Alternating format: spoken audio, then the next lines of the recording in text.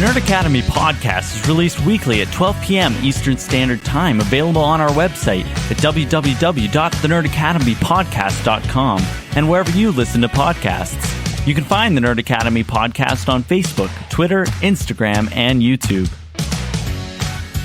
You can also help support the show by going to patreon.com/The Nerd Academy podcast, where every donation allows us to bring you more exciting content every week.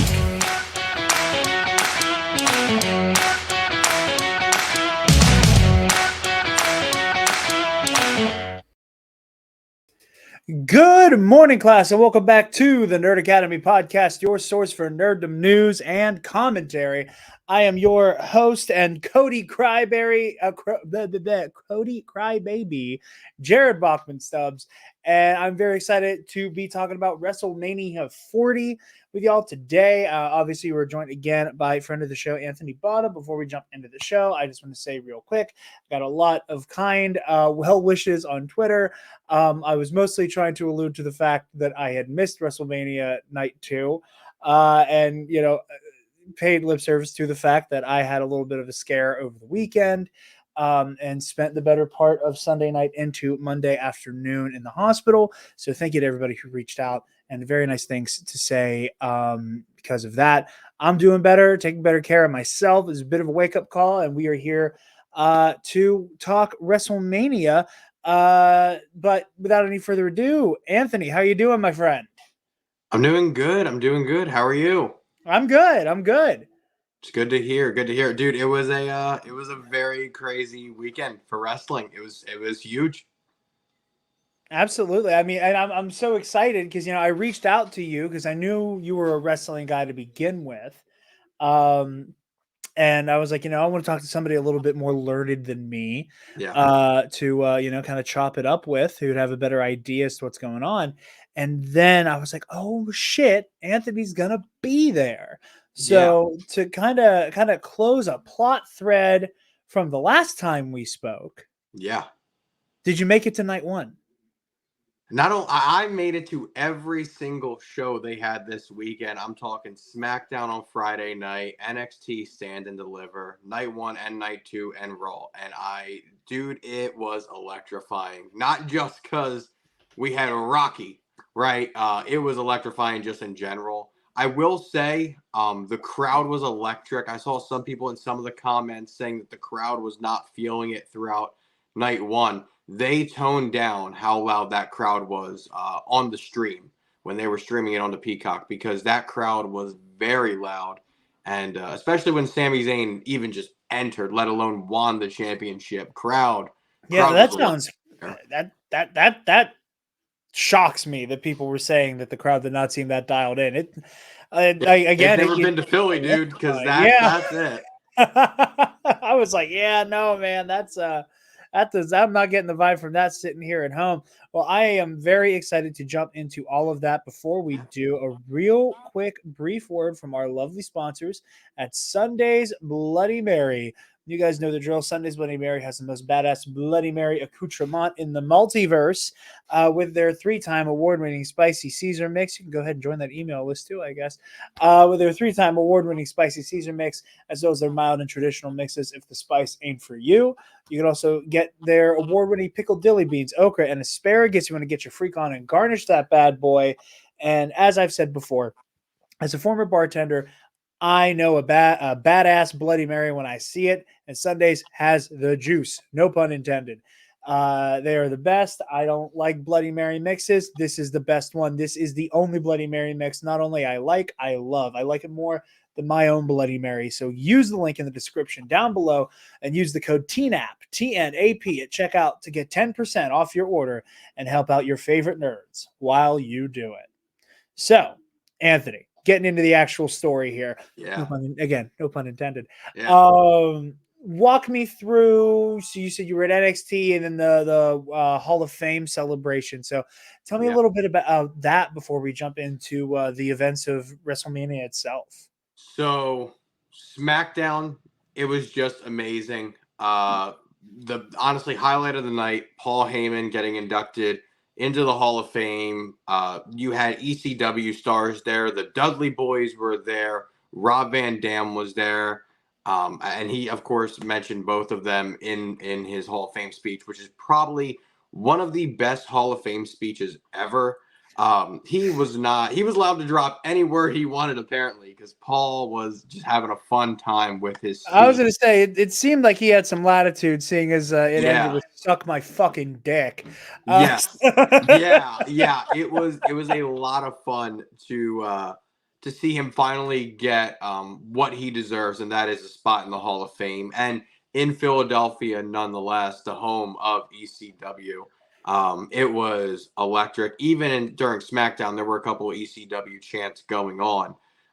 That whole Hall of Fame ceremony was great. Seeing The Rock being there was slightly a surprise to me. I didn't know when he was going to come out, if he would come out. And also Undertaker, of course, inducting Muhammad Ali into the Hall of Fame, as well as Bull Nakano and Wyndham and Rotunda. Like it was a huge night for the Hall of Fame.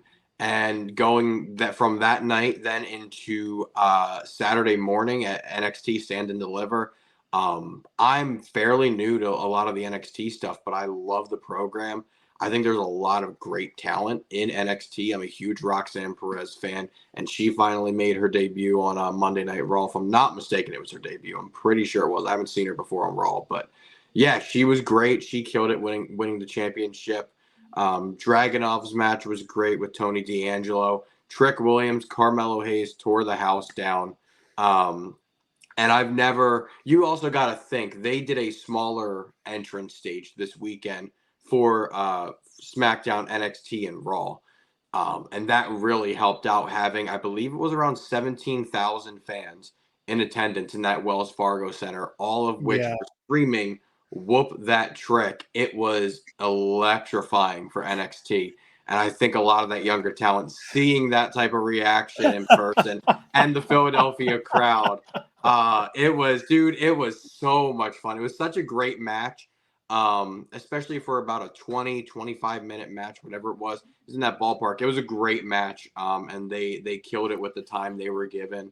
Really, I loved watching NXT Stand and Deliver, and I hope they start hitting the road a little bit more, because a lot of that younger talent could definitely benefit from being in front of more larger crowds as opposed to smaller ones that they typically have. Yeah, it's wrestling is, again, I say this as a layman, so as not to like explain something to people who have been around the way longer than myself. I do think that like there's a bizarre cyclical nature to wrestling and the way that like its stars are decided. That like well, we need to put you in front of bigger eyes, or well, if you want to become more famous, we need to put you in front of more eyes.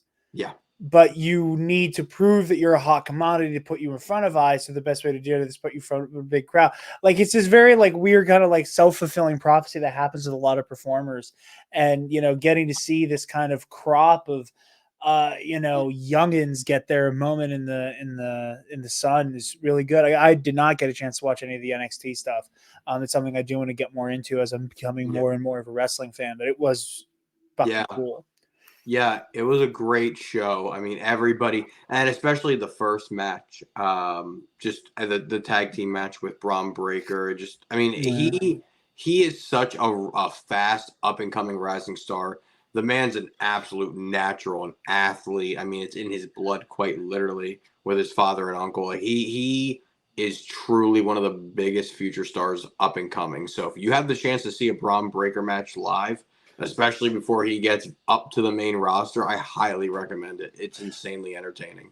I'm not super familiar with him other than seeing him in the Rumble this year. Yeah. And watching him fighting in the Rumble, it was like watching the fucking mountain from Game of Thrones. Dude, and what's crazy about that is because of some of the scandals that were going on at that time, his spot in the Rumble was supposed to be Lesnar. So it was really crazy seeing him take over and just be a powerhouse. And the way you saw him in the Rumble is the way he is in NXT. He's very much a badass. And Yeah. I think it's great that, he's following in family's footsteps and he's tearing the house down, quite literally. Well, you know what? After all the horrifying shit that came to life or came to light, Yeah, I and having enjoyed my time with the Breaker a good yeah, bit, I wouldn't mind seeing him a lot more, especially if he continues to fill that slot of yeah, horrifying, like mountain of meat coming at you. It kind of fills yeah, that role for Lesnar just fine. yeah, Um, but yeah, no, it was. I saw a lot of the highlights online. Seeing Heyman come out with his really with his like vintage look with the leather duster and the ball cap. yeah, That was very heartening. It was very sweet. I like that a lot. yeah, Um, but yeah, so jumping in to our main to do here. yeah, Night one of WrestleMania was a time and a half. So this one I watched at home. I was on a call with some friends for a good bit of it, mostly for the Bloodline v the freaking Nightmare match. But yeah, I was watching this one kind of by my lonely for the first time, really, and I was like really having a good time. yeah, So with our first matchup, we had the women's world championship between Rhea Ripley and Becky Lynch. yeah, And this was so fun and so theatrical. And I like to joke, and maybe it's because my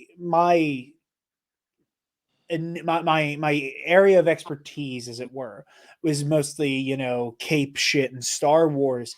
yeah, Something I love about these big events is the ring gear, and something that always kind of excites me is like the very specific looks people go for yes, in this setting, because they're like Rhea Ripley looked like a demon achieving its next form. Like there yes, was like that, and it was all in like the glowing eye makeup. yeah, But like it looked like Rhea Ripley's version of going Super Saiyan. yes, And I was honestly anticipating Becky Lynch winning this. I thought that they were gonna yeah, finally put the man over. I thought that, especially with how much, the folks at the desk were talking a lot about, like I think there was like 2 or 3 times they invoked Jordan's flu game, where it's like Becky Lynch has strep yeah, throat and it's like 40 yeah, degrees out here. She's on death's door fighting right now, and look yeah, at her go. And I'm like, oh, so she's gonna win, and there's gonna be like she's gonna have her flu game and beat Rhea against all odds, but that did not happen. yeah. No, it did not. It was one of those matches that I've always been a big Becky fan. So I really wanted to see her get absolutely back on top. And I don't think she's ever not going to be on top, but to hold the gold again would have been something special. But I think they did the right thing with Rhea Ripley winning. It was a great first match of the night.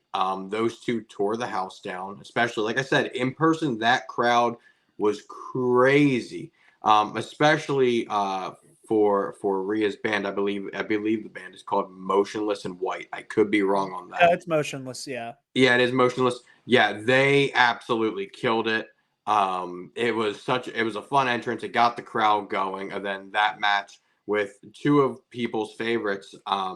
Before the match, Becky was actually getting booed. They kind of showed both of them backstage, and people booed Becky and then cheered on Rhea.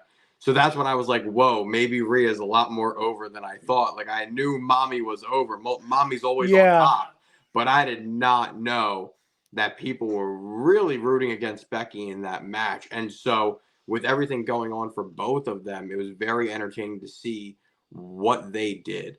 Um, and I think it's even crazier. While Becky was having strep throat, Rhea also had a panic attack about an hour and a half, 2 hours before the match started. Oh, I did not know Um, that. yeah, so she was having a panic attack before WrestleMania even got kicked off, and both of them still went out there and they showed what the WWE's women division is all about. Just absolutely killing it. I would say that is, in my opinion, probably the best women's match of the weekend. Although Bailey and Io Sky, which we'll talk about in a little bit, that was a great match. And same with Cargill, Bianca Belair, and Naomi taking on Damage Control. All great matches across the board. It was definitely a good kickoff though for that first match. Absolutely, absolutely. I agree. And again, like it is I as I've said before, a huge gateway for me into professional wrestling was the movie Yeah, trivia schmodown when it was still a thing. And there's a part of me that like has a big soft spot for the women's division here, because I remember, there was a time when, because obviously there are, aside just from even, yeah, debating like the difference between men and women in terms of like, combat sports and shit like that. Like there's also like a comfort level of, I don't want to, drive my elbow into a woman's face. I don't feel fully comfortable with that, which I can understand from the men's side of things. um when it translated into the movie trivia schmodown, I remember there being talk very early on about like, well, there should be a women's division, there should be a women's league, and a lot of people being like, that's fucking silly. It's movie trivia, and that there's a very bizarre implication there, that the women would be better off having to play against each other in a movie trivia contest. And I remember one of the legends of the movie trivia schmodown, Rachel Cushing, and her teammate Clark Wolf, the Shire Wolves, when they like put, when they kind of like put their foot down and, let that shot ring out, and they were like, we do not need our own league, we are the league.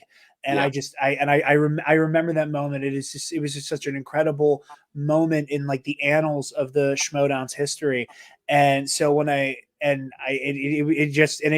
silenced every single naysayer, yeah, every single person who had these, again, just weird takes about having to, segregate the leagues out. And, so I get excited for these moments of getting to see, these incredible athletes hang with the fucking guys and, yeah, put on a show. Like I truly yeah. think, removing my own, like, Cody Rhodes was like the person who kind of like piqued my interest into Hmm. this fandom. Yeah, um Removing my that impulse there, that like the Cody stuff was like the best of the night because it resonated with me the most. yeah, I think this is one of my favorite matches. Like I think if yeah, I think it holds my third favorite match. Oh, the event both nights. And that's only because the first two slots are made up by Bloodline v Cody and Seth, and then yeah, the main event.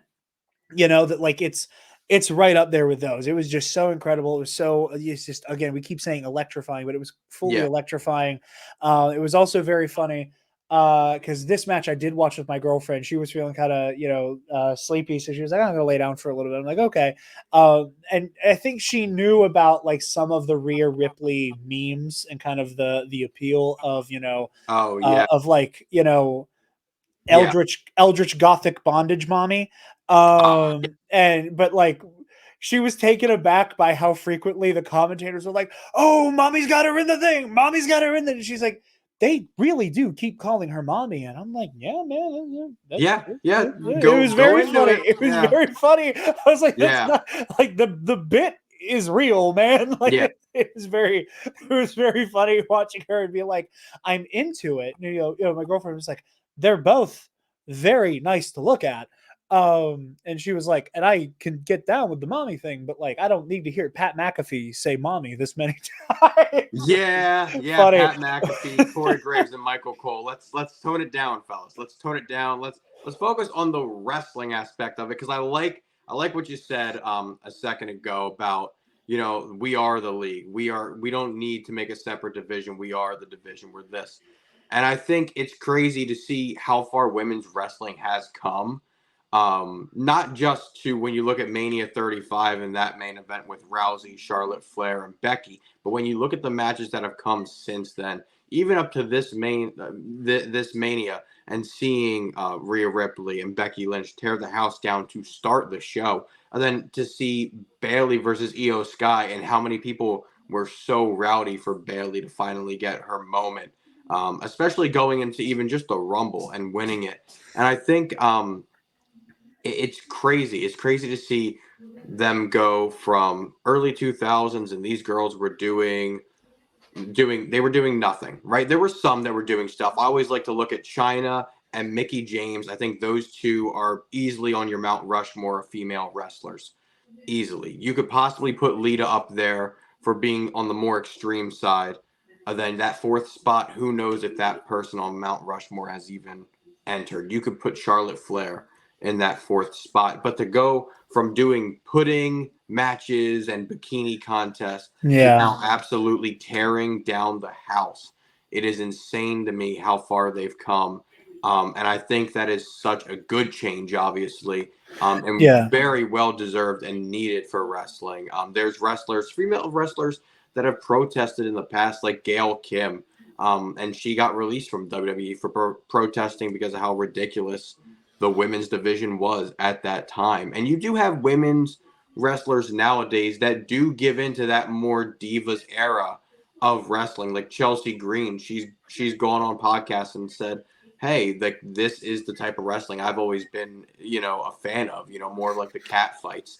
And I think that's great that Chelsea kind of has that as her domain. But then on this complete opposite side, you have someone like Rhea Ripley that is just muscular. She can do all these crazy moves.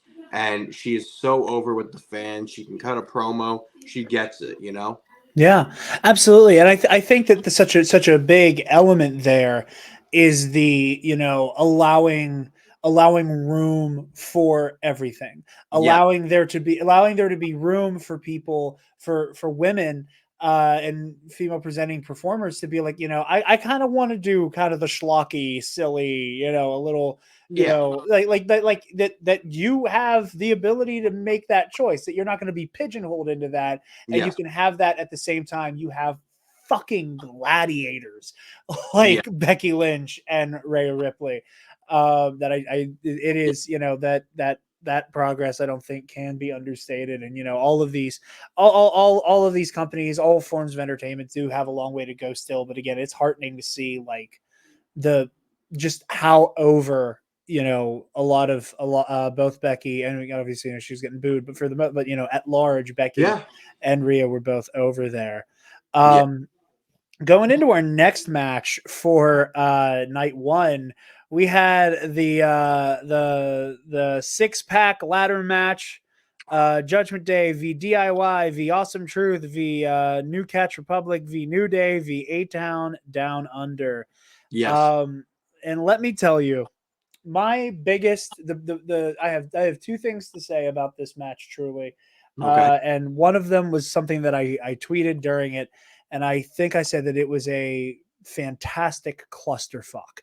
And I say that in the Yeah. kindest way. Like Yeah. it was a fucking mess that my again wrestling Padawan brain couldn't quite compute what Okay. the fuck was going on, and I loved it. It was a Yes. fucking mess because there were 1,000 people, all like ladders and belts in the fucking Yeah. air, and it Yeah. was so much fun to watch. And I coming relatively freshly off of video essayist. I'm a very big fan of FD Signifier. I love his work, and highly recommend anybody who has not seen his stuff go watch it. He did a fantastic essay recently on like the weird and like kind of like problematic of like problematic nature of like blackness in wrestling, and like a lot of like stereotypes, and again like the pigeonholing a lot of people had to experience. And like the back chunk of his essay was all about Kofi Kingston. And I was so excited kind of going into this, when I heard Kofi's name, I was like, oh, hey. So I was very Yeah. excited to see him do his thing. And now I've been doing my best to keep up with Raw. So like all of the stuff with R-Truth Yeah. made my Yeah, heart dude. so happy. And that was another person FD Signifier brought up as someone who's not quite gotten the flowers he deserves. And seeing him get to pull down the gold made my heart Yeah. very happy.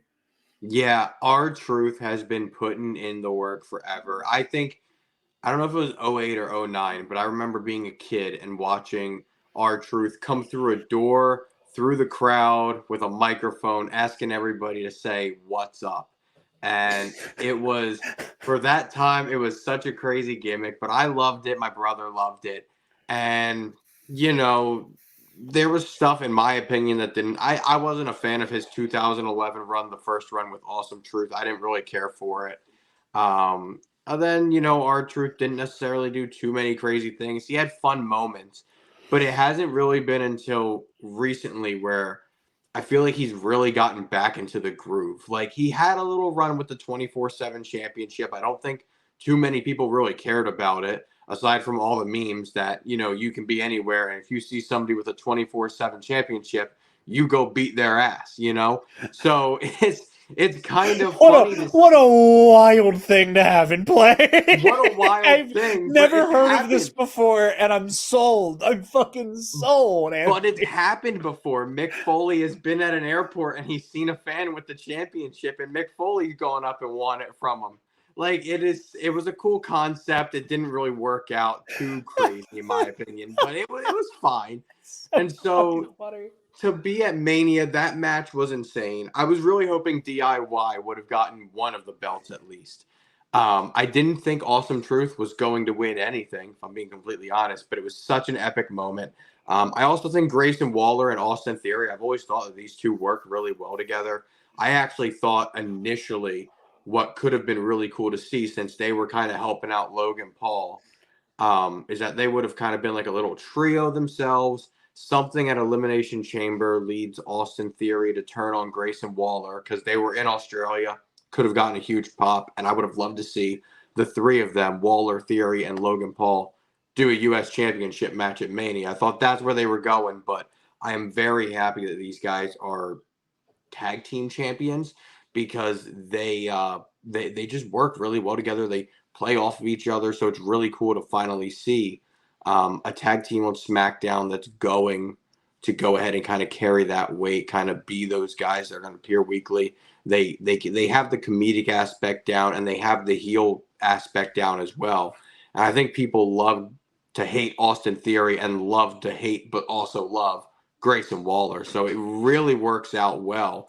And it's also great that this wasn't just pull down the titles and you win them. It was each title was up there individually, and you have to get both of them. Like, you have to get the Yeah. SmackDown or you have to get the Raw. I hate combined titles. I hated the Usos having both of them. I hated Sami Zayn and Owens and then Judgment Day having both of them. It was cool at first, when you first win. Oh my God, the champions beat the other champions. It's cool, but it gets tiring not seeing those titles defended at every pay-per-view. And that was my biggest problem with Roman Reigns as well. So it's great to see that now we have people that will be appearing weekly, that will have matches weekly, or at least have matches at every pay-per-view for an Yeah. actual championship. So it was great. The spot with the New Catch Republic, amazing. Doing the double moonsault off the ladder, because I think people think it's a cool spot, but I don't think they really understand how that works, and the fact that if one were to push too hard, that ladder's going to go the other way. So Yeah. for both of them at the same time to do a backflip off and land where they need to is amazing. Incredible precision. It Incredible was precision. incredible precision, incredible athleticism. It was great to see in person. And that was probably the biggest. That was I would say that that's the biggest spot of the match. And then you had, of course, Grayson Waller going through the ladder, which a ladder spot is always a great spot to see. Yeah, I mean, it was an incredible showing. It was a lot of fun. I was cheering and whooping in the living room watching our truth.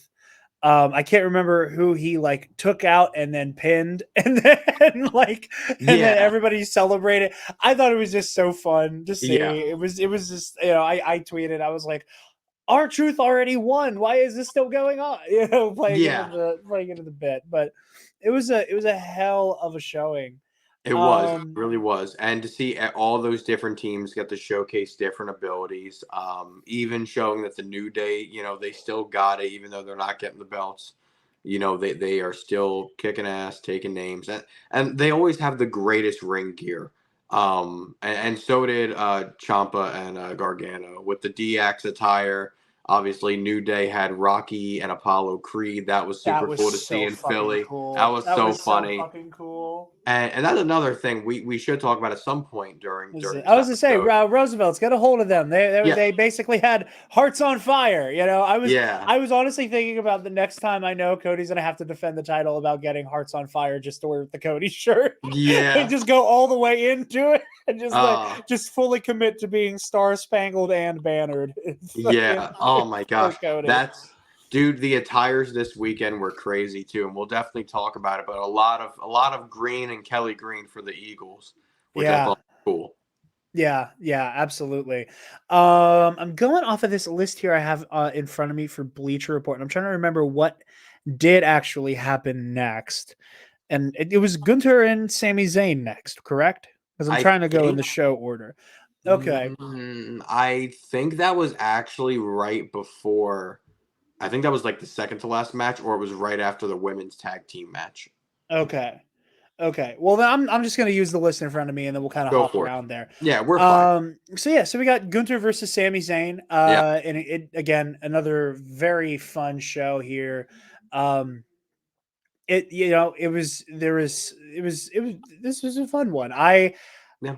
I felt like I could run through a fucking wall with the little Kevin Owens like, go get him, man, go get him, go get him. I Oh, was like, dude. oh, he's not even talking to me, and I feel like I could fight Gunther right Yeah. now. Yeah. Yeah. I actually got the chance to meet Kevin Owens on Monday. I ended up going to WWE World for his Cool. autograph signing. He is such a nice guy. But that moment, the crowd in Philadelphia, and again, I am 100% certain they turned the volume of the actual crowd down because they were losing their shit. When you saw Kevin Owens popped up, you were like, okay, hold up. Sammy might actually get a chance at this match now if KO is being shown right before. And yeah, underdog Sami Zayn really, really beat Gunther, and it was incredible to watch. I had a feeling like towards the end of the match when he's just going off on Sammy, that Sammy would kind of rebel for a second, or then he might fall and lose the match. But at least it's a couple of false pinfalls. But no, he did that. What's it called? Brain Buster or Buckle Buster, where he dropped Gunther on the buckle. Then I don't know. Do you remember? Do you not know that spot? Did you miss it? I think I know the moment you're talking about, but the names of the moves are Yeah, the name of definitely the move not. I Yeah. cannot remember, but it was in seeing that in Yeah. person, I was like, wow, that's incredible. And then for him to win the match, that crowd was very loud, very rowdy, singing his song. And I've always been a fan of Sami Zayn. I'm happy he finally has the championship at a time that the people are super behind him. Yeah. And to know that his first title defense is next Monday night on Raw against Chad Gable. I don't see Sammy losing the belt this early. Who knows, though? We're in a new era of WWE, and it seems like anything can happen at this point. But I think he's going to win because they're in Quebec, if I'm correct. So, I don't see Sammy losing in Canada. But then I think Gable might turn heel, and we might see the biggest pop ever for Chad Gable in terms of like being booed out of the building for turning on Sami Zayn. I think this has potential to be huge for both of these guys, with both of them coming out better from this rivalry. But back to Gunther and Sammy, great match. Absolutely. One of the elements that again I love so much the touch like again it is there is a very precise touch in terms of the storytelling that was just so poignant in this WrestleMania. And again, I say this as somebody, this is like honestly like really my first Mania. Yeah. And that those beats of Sami Zayn telling his wife like, you can be in the crowd, I don't want my kid there. And just all of like it felt, I know we were talking about New Day having their Rocky gear, that felt like a Rocky moment. This was very much a Rocky match. Yep. It really did feel like Rocky v Drago, in that very, I don't need anybody seeing this because this could get ugly. This could get very ugly. I don't need him seeing this. Yeah. kind of beat, and I just it really did fill my heart. And again, as somebody who does not have a huge connection to this match, other than the fact that every time Gunter has opened his mouth, I've hoped somebody would kick his shit in. Yeah. The character, of course, and again, that's a that's a Yes. compliment to him. Yes. That's what he's here to do, is make me want people to hit him hard. Yeah. But yeah, no, it was just so heartfelt. It felt like, again, as the layman, it truly did feel like an underdog story, and Yeah. just really, really good shit. Yeah. Yeah. And Sami Zayn, I mean, he said it on Monday Night Raw. The past couple of WrestleManias, he's made history. He's had very big moments. And it's crazy to see that the guy that kind of in a gag match against Johnny Knoxville 2 years ago went on to be probably one of the best parts of, if not the best part of the Bloodline storyline, and in my opinion, have the best match against Roman Reigns. To go on to WrestleMania, win the tag team championships from the Bloodline with his best friend Kevin Owens, Yeah. then a year later come back and end the most historical Intercontinental Championship run of all time against Gunther. And it was insane. That crowd was insane. It was so cool to be there in person. I got my night one tickets last minute. So that was an insane match, a great surprise to see him win. And I'm so happy because I'm a huge Sammy guy. So to see him win a match and get like a big, big moment like that, amazing. Absolutely. Absolutely. Going on to another amazing one that I had more of an investment in, probably because of its proximity to the Bloodline Yeah. storyline, was Uso Civil War. Yes. Yes, that's right. That did happen. That was a very, very fun match. Jey Uso is just very over, and Jimmy is over in his own regard as well. Jimmy right now seems to just really be that comedic relief for the Bloodline, and he's kind of filling what Sammy once was, if that makes sense. But these two guys tore it down. Again, another banger of a match. It's always cool to see brother v brother. We talked about it last week with the Hearts and the Hardys at Mania, and now this one. It's a proud history of doing that It is. It is. archetype at Mania. It is, and I think everybody in that family should be proud of not only what they've been able to accomplish with the entirety of the Bloodline story, but even those just more closer to Jimmy and Jay. Those two guys really, I mean, they were great when they were a tag team and just started, and they were wearing colorful gear. And their original theme song, I prefer it so much more to Day One, but you know that's another story. These guys always know how to get the crowd pumped. They're great entertainers, and both of them giving it their all in the ring, having a moment where you're like, oh, maybe Jimmy is kind of, feeling bad. Maybe Jay's going to forgive him. They're just going to hug it out in the ring. And then he turns on Jay, and Jay still ends up winning the match. It's just amazing. And, I mean, to see everybody going like this and screaming "Eat" constantly, I mean, it goes to show you how high caliber of main event superstars not only Jay is, but also Jimmy. And we also got to see both of them on night two, which we'll talk about in a little bit, I'm sure. Just tearing it down, dude. I love both of them. Props to them. Absolutely. Like the promo before it was just so incredible. That life story of them together, the beginning with like the "I am my brother's keeper" into "I am not my brother's keeper." Yes. I was joking with one of my friends. I was like, I want to watch New Jack City right fucking now, because of that.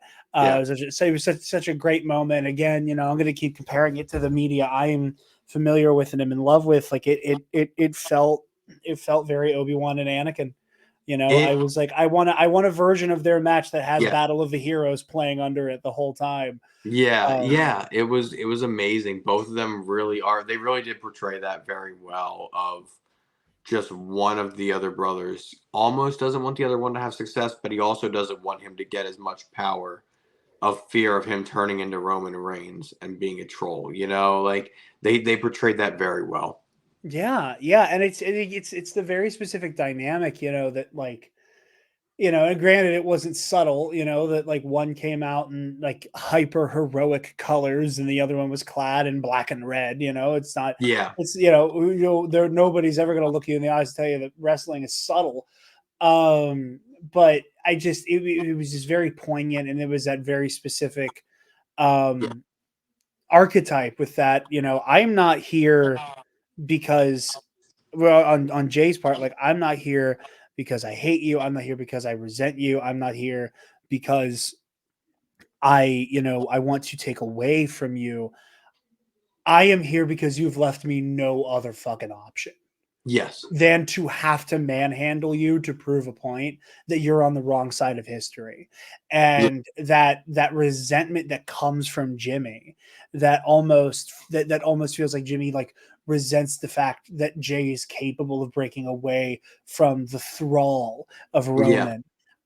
It was just so, it was just such a fascinating bit. And and the way they were able to marry the mythic, the mythic nature of that type of archetype of like the brother facing the brother, Yeah. one with like no anger or hatred in their heart, and the other one just full of that resentment, that they are able to come to the ring with no anger, no aggression, just ready to do what needs to be Yeah. done.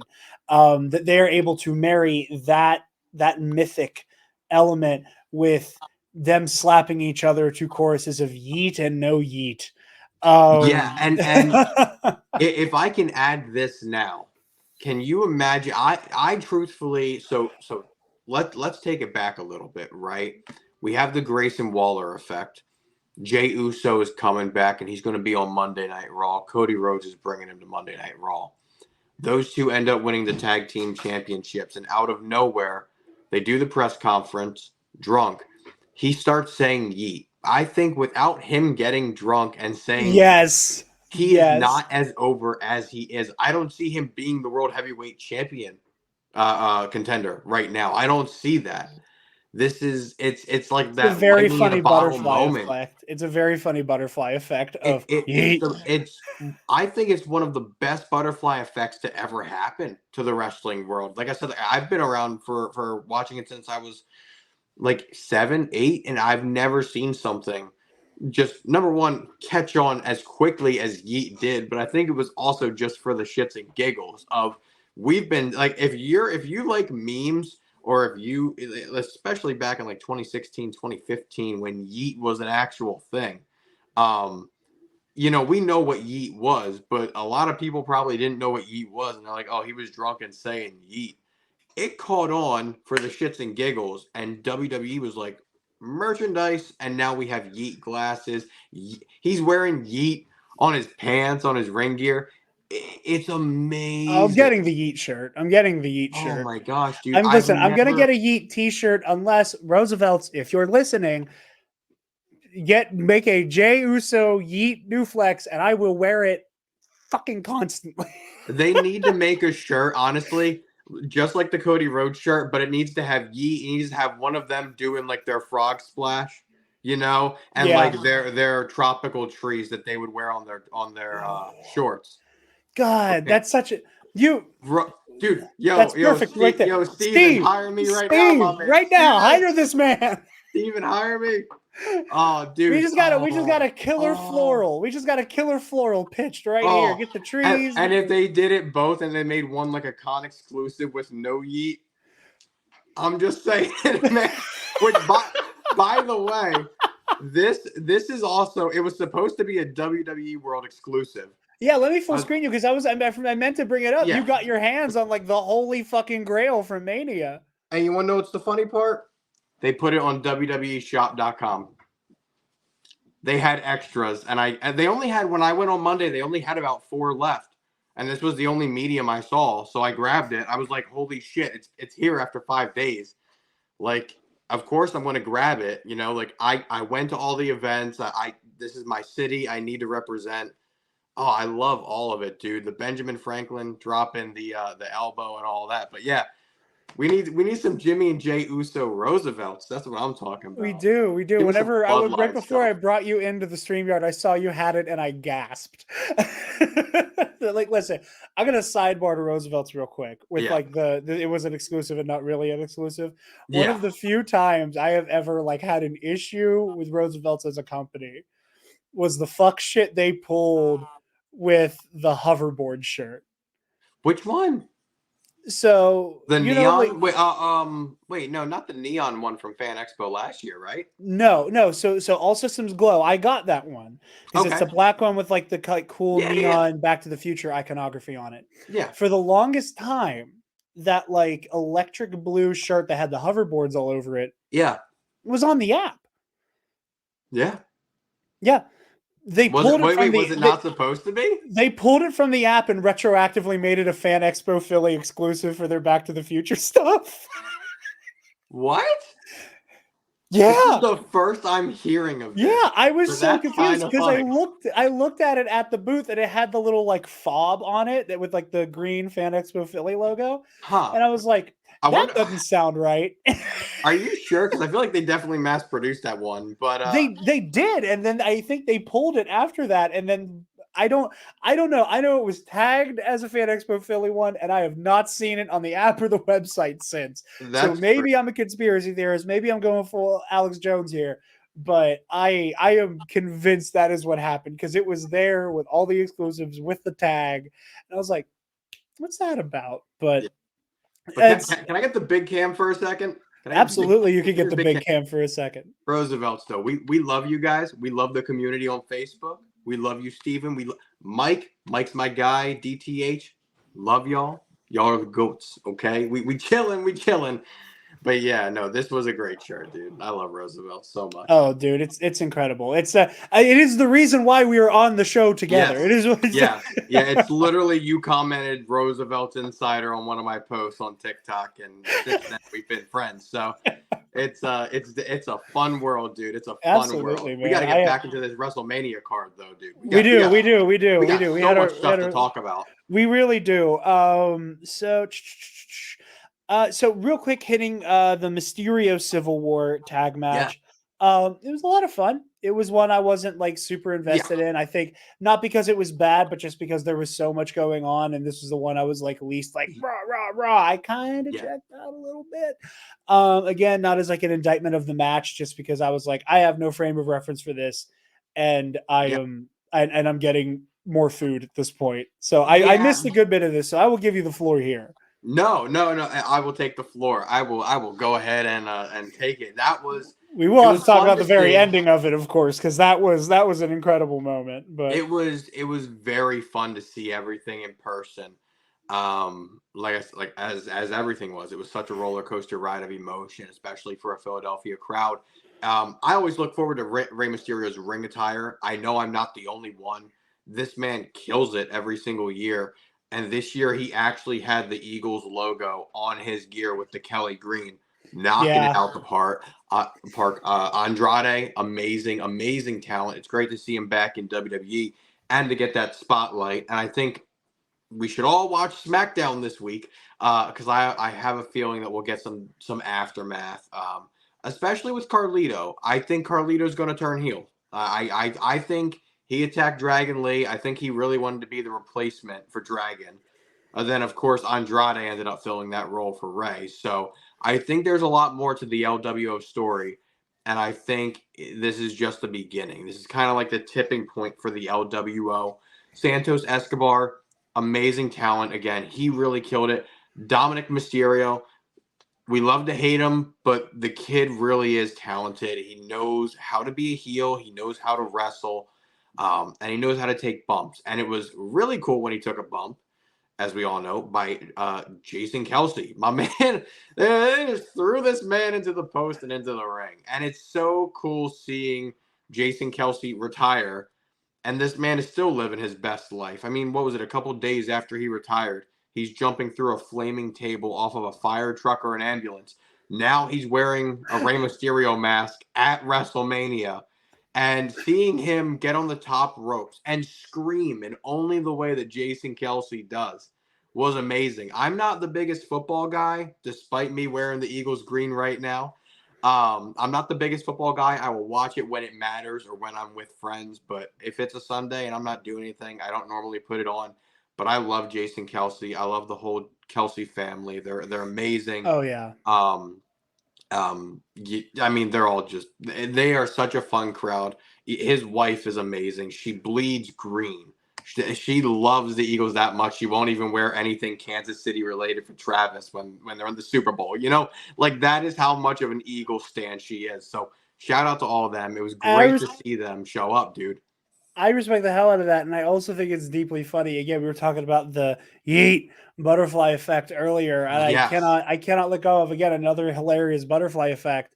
That whether or not these two things are connected, I don't know. I'd like to believe they are, but Yes. that iconic image from like the immediate aftermath of the Super Bowl of Jason Kelsey finding a Chiefs colored luchador mask on the fucking street and then putting it on and wearing it for the rest of the night, partying with his brother and his brother's girlfriend, who just so happens to be the biggest pop star and celebrity on the goddamn planet. That he is just being this like over the top brother, and that all of that chain reaction results in him damn near murdering Dominic Mysterio wearing a luchador mask. And another fun fact here: Taylor Swift from Reading, Pennsylvania, she bleeds a little bit of green too, I think. But it was amazing, dude. Could you imagine if we could have gotten Travis and Taylor at the Super Bowl, or not the Super Bowl, at WrestleMania? It was bigger than the Super Bowl. Let's get real. Can you imagine we would have had her singing the national anthem or something? Taylor Swift at the WrestleMania would have been something nutty. But for the record, the performers they had knocked it out of the park. It out of the park. Shout out to them. They did kill it. But yeah, no, what a great butterfly effect again with Jason Kelsey of all people. He really is. He's living his best life, and I give him props to that. He's a great individual. He's very fun. Absolutely. Very, very funny. A hell of a personality. Going into our penultimate match for night one. Yes. Bianca Belair, Jade Cargill, and Naomi versus Asuka, Carly Sane, and Dakota Kai. You say Asuka? How am I supposed to say it? Asuka. I'm just going I know off you're of what was in in front of me. I saw ASUKA. You're fine. I am the person I made fun of for years who would pronounce it Ashoka Tano. But no, let me tell you, and this is not, necessarily to denigrate any of the other performances, any other spots throughout the night. This one felt fully choreographed in a way that was just awe-inspiring. Okay. This one felt the most like stage combat I have ever seen in wrestling. Okay. And I was just like, there was just a fluidity to the movement. This was another one that I was just in awe of. Yeah. Absolutely. So to that, I'm going to raise you up to this. I would have preferred to have seen a different type of tag match. Leave it on night one. On night two, I would have preferred Bianca Belair versus Jade Cargill. And I would have let both of them cook because they are two of the best talents in the industry in the women's divisions. And I think those two should have had an event, a great match of sorts just between them at Mania. And I know down the line they will meet each other, but we got that tease at the Rumble of both of them coming face to face. And now, I think sorry, go on. Go ahead. No, I wanted to ask you because I can't, because again, these ones are all new names to me. Though, who was the one in all white? She looked like fucking Storm, who dealt with killing. That should have been Jade Cargill. That was Jade Cargill. Okay. Yes, and she had the line on her face. Yeah. Yes, Jade Cargill. Oh my god! Like like the way she came in, the way she dismantled everybody. Yeah. It felt like you were playing a video game, and you're like, oh cool, like my ultimate ability is ready or whatever, and you just Yeah. let that ring out. Like she just came through like a force of fucking nature.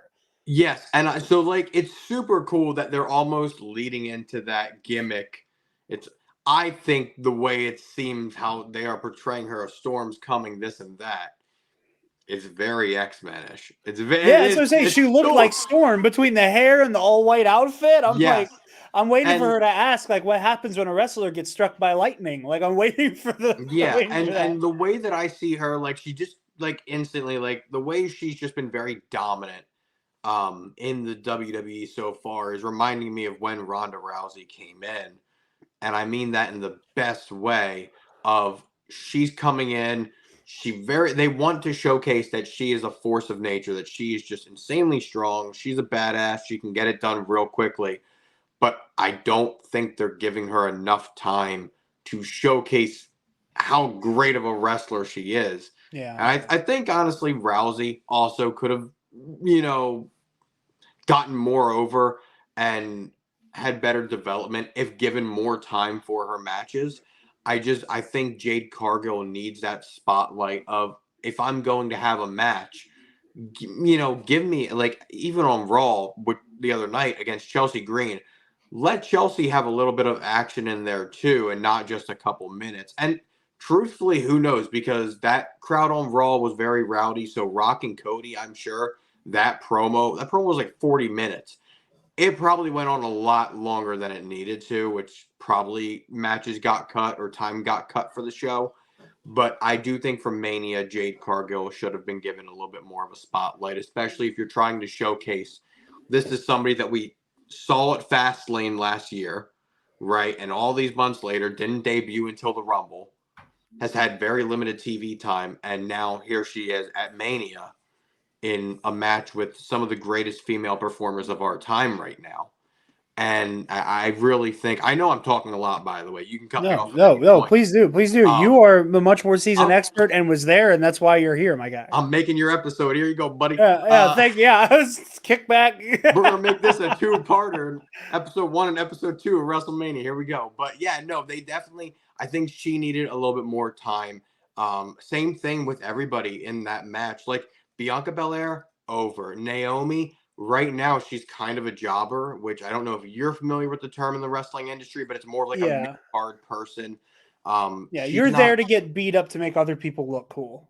Yeah, or she like even the people she is beating, not like again, not giving enough time, and she's one of again the most talented wrestlers in this industry. And same thing with the girls in Damage Control. Dakota Kai, she just came back from injury and hasn't done too much, in my opinion, at least. And I would like to see her get more of that spotlight.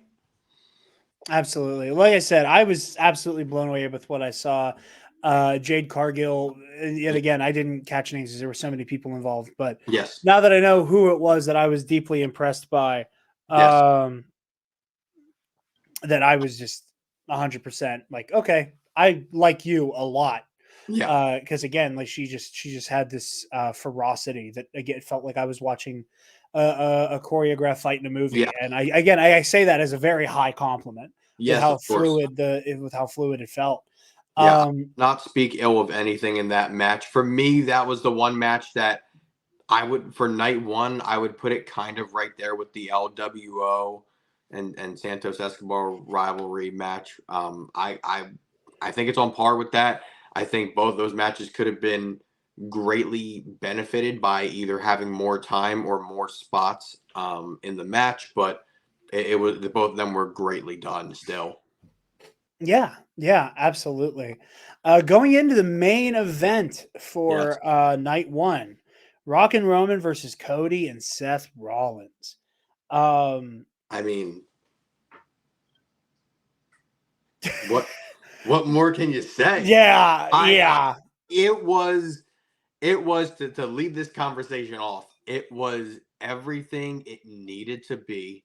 There was only one time that The Rock, again, not having been in the ring or having a match in 8 years. I think the last one it was against it was either Luke Harper or Eric Rowan at Mania 32, I believe, when the Wyatt family was just starting off. And they were getting bigger and bigger, and it was great to see The Rock come back and do that. But when you look at like the last time he had like a really like a match, it would be Mania 28 and 29 against Cena. Yeah. And for him to wrestle for the match went on probably for about 40 minutes, I want to say, maybe a little bit more, Yeah. maybe It was slightly a less. longer one for And sure. the first like 10 minutes were awful, in my opinion. I hated the first. Everybody in the crowd just wanted them to start going at it, and they were just doing these grappling moves. And I respect it because that's wrestling. But for that long, for this main event, people in the crowd weren't really feeling it for that first couple minutes. But once they got into it, it went off. And for him to only have one spot where he went down to hit Seth while Seth was on the ground, and he kind of slipped and he fell backwards and almost hit his face on the turnbuckle.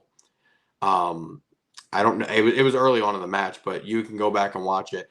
That's the only missed spot that I've seen of The Rock. So for him to have as much time in that match as he did and hit his marks, still, even though he's a heel, still have the people's attention.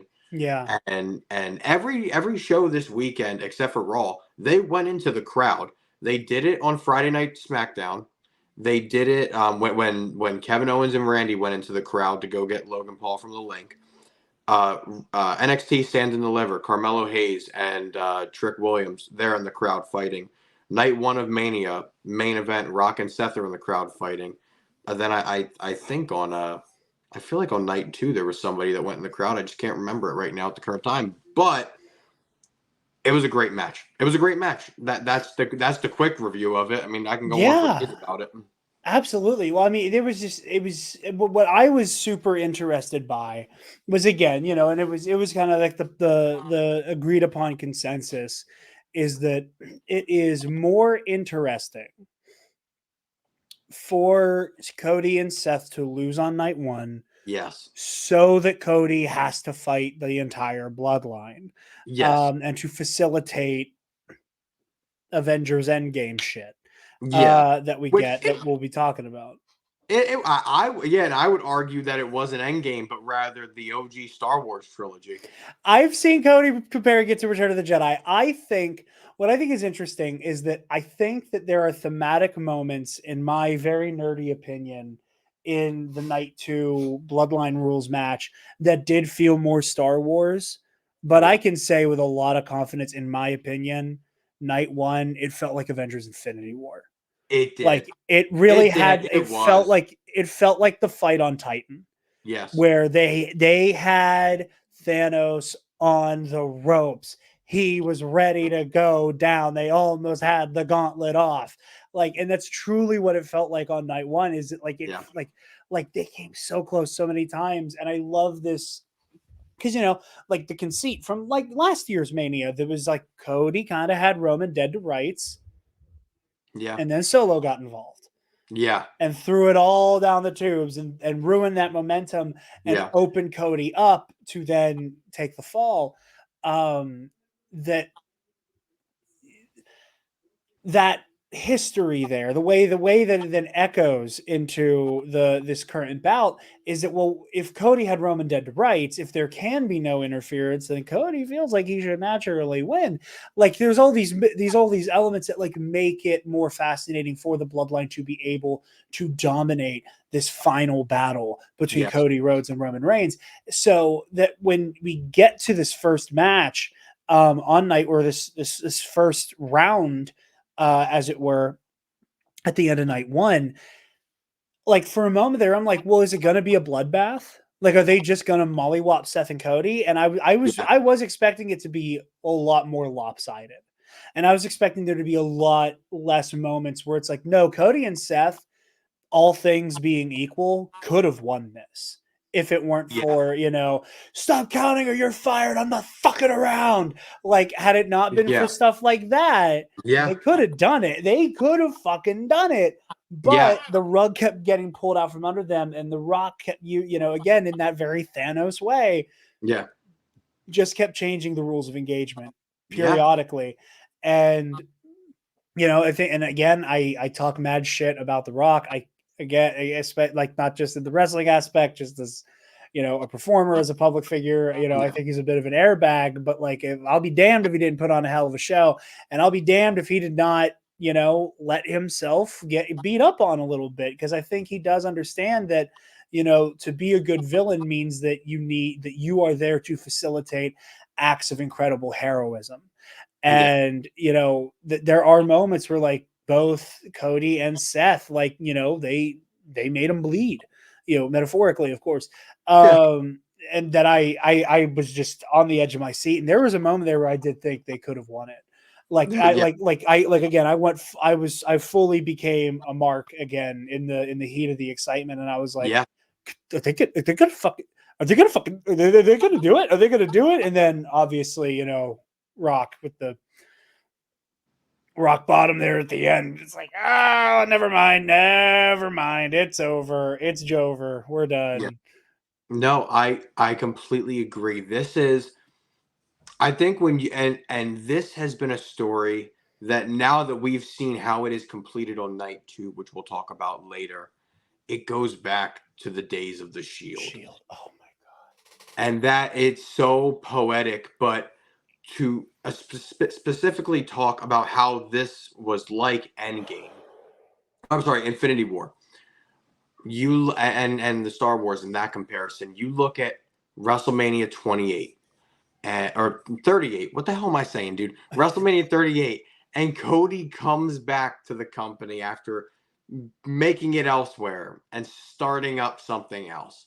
Comes back to WWE and has a banger of a match against Seth Rollins.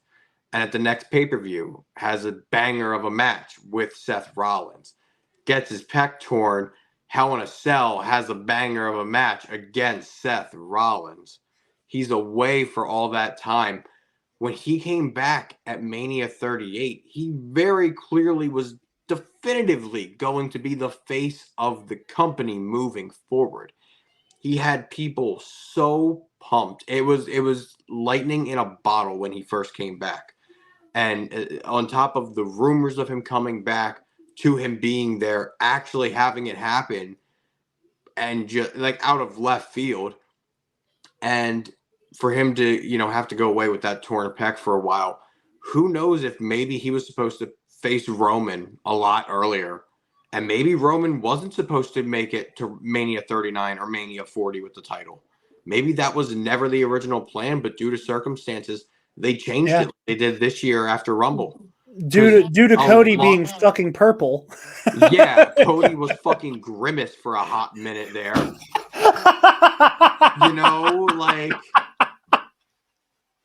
this guy looked like a fucking stubbed toe on a goddamn, corner of furniture or something. He was messed up for a little bit. He actually got to take that time off, came back at Rumble last year, wins it, has the hope of the people, and the people were conflicted too. That's the crazy thing.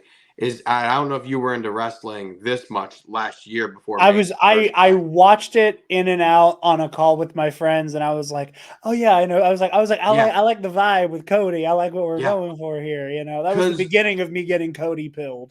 Because for as many people that wanted Cody and Roman at Mania 39, there were just as many that wanted Sami Zayn to win that belt at Chamber. And like I said it earlier in this episode, I think Sami, he has the best match with Roman Reigns, in my opinion. In my opinion, during Roman's whole title reign, it's Sami Zayn. Cody loses at Mania 39, which when you look at the 3 Manias, if you're looking at it, Infinity War and Endgame, last year's Mania was Infinity War and this year was Endgame. When you look at just this year's Mania, night 1 Infinity War, night 2 Endgame. And I think we both knew it last week when we talked on the podcast that we really didn't see anybody else winning this besides The Rock, not to mention that in his movie contracts, he has the stipulation of he doesn't lose a fight. So, and yeah. to know that down the line we might get Rock and Cody, whether it's for a belt or not, What's stopping them from having Rock win against Cody again and doing the same thing where now he has to have 2 matches against a member of this bloodline? It is so incredible. I think truly, if they do go down the line and have Cody defend against The Rock, I think, especially because from what they set up on Raw last night, or a couple nights ago at this point, Yeah. as we're recording on Wednesday, that whole idea of Rock doing the whole "you beat Roman, but I beat you," Yeah. and I think that is like, the story is finished. Asterisk, Rock is the epilogue of like, yeah, I got through all y'all, but Yeah. we have unfinished business, and that like Rock is like is another step on the road towards Cody and this and what I'm hoping will be a legendary fucking run. But yeah, like it just really had that Infinity War ending, like Yeah. because as much as, and again, as much as I like, listen, I put this on Twitter. I just need to say, Cody Rhodes, some of the most based Star Wars opinions of all time. Okay, this man has this. Cody and I have like very similar lists. Like we have Return of the Jedi and The Last Jedi in our number 1 and number 2 spots, just reversed because I'm TLJ and then Return of the Jedi. So We got to talk about this at another point in time. I listen, I could teach a class on that fucking movie. No. There's some But things that I do like in that movie, but that's a different episode. But yeah, no, Cody, yeah. but and it is, but I know he was like, oh, it's like Empire, and I'm like, yeah, sure, because everybody talks about Empire Strikes Back as the movie where like the bad guy wins. Sure. Yeah. Empire Strikes Back also ends as it is in the DNA of Star Wars to end on an up note, to Yeah. end on a high Yeah. note. To Even end in the with DNA, it's Luke and Leia kissing, yeah. yeah. Which I just want to throw this out here before we forget it. The Rock also compared Cody Rhodes to Luke Skywalker on, I think it was Fallon or it might have been Kimmel. On one of them, he I compared. missed that. I love that. Yeah, he compared Cody to Luke and Seth to the Joker. So just another Star Wars thing for you. Mark Hamill all around. Yeah. But no, but again, it's in the DNA of Star Wars to end with that hope. It's like what George Lucas said. He's like, it can go to as dark a place as you want. You have to leave those kids with hope. And again, like when I think about the end of Empire Strikes Back, I don't so much think about Luke getting manhandled by Vader and like Han is gone. I think about everybody with a smile on their face going, the last 24 hours were fucked. With everything that happened on Cloud City was fucked. Yeah. But we're going to get through this. Yeah. We can do this. Everybody is smiling at the end because they know they can do this. Yeah. And not a single motherfucker was smiling after The Rock landed straight on Cody. And that is where, in my opinion, that is where this, like, again, night 1 feels like Infinity War. And then night 2 feels like fucking that. Yeah. I don't know if it feels like Return of the Jedi, but it feels more like Star Wars. And it's because those themes of like anger destroying you. And we'll get to that. But like, I just had that feeling of that moment of, like, did we just lose? Yeah. And I think that's something that I don't know if we'll see it often in WWE. It's always been a theme though. Like if you look at old trends, a lot of times before pay-per-views on like the Raw or SmackDown before a pay-per-view, the person that would end up losing the fight would get the last blow before the pay-per-view. Like for example, let's say, trying to think. I think for LA Knight and AJ Styles, LA Knight actually did like beat him last on SmackDown. But it used to be, all right, AJ Styles is going to whoop LA Knight. Then at the pay-per-view, LA Knight will end up winning because AJ Styles got the last laugh. Yeah. So it's kind of like one of those things. And even if you look at WrestleMania 30, it looked like Undertaker was beating the shit out of Lesnar every single week, or like he put a pen through that motherfucker's hands, And then fast forward, Brock broke the streak, So that used to be a trend of there is loss, then there is redemption. And now we see that in a different format this past weekend. And that match, from everything from The entrances, which for the record, I love Seth Rollins. He's the workhorse. He's the GOAT of this past weekend. He finally got his main event at WrestleMania after carrying the company on his back for like almost 10 years, right?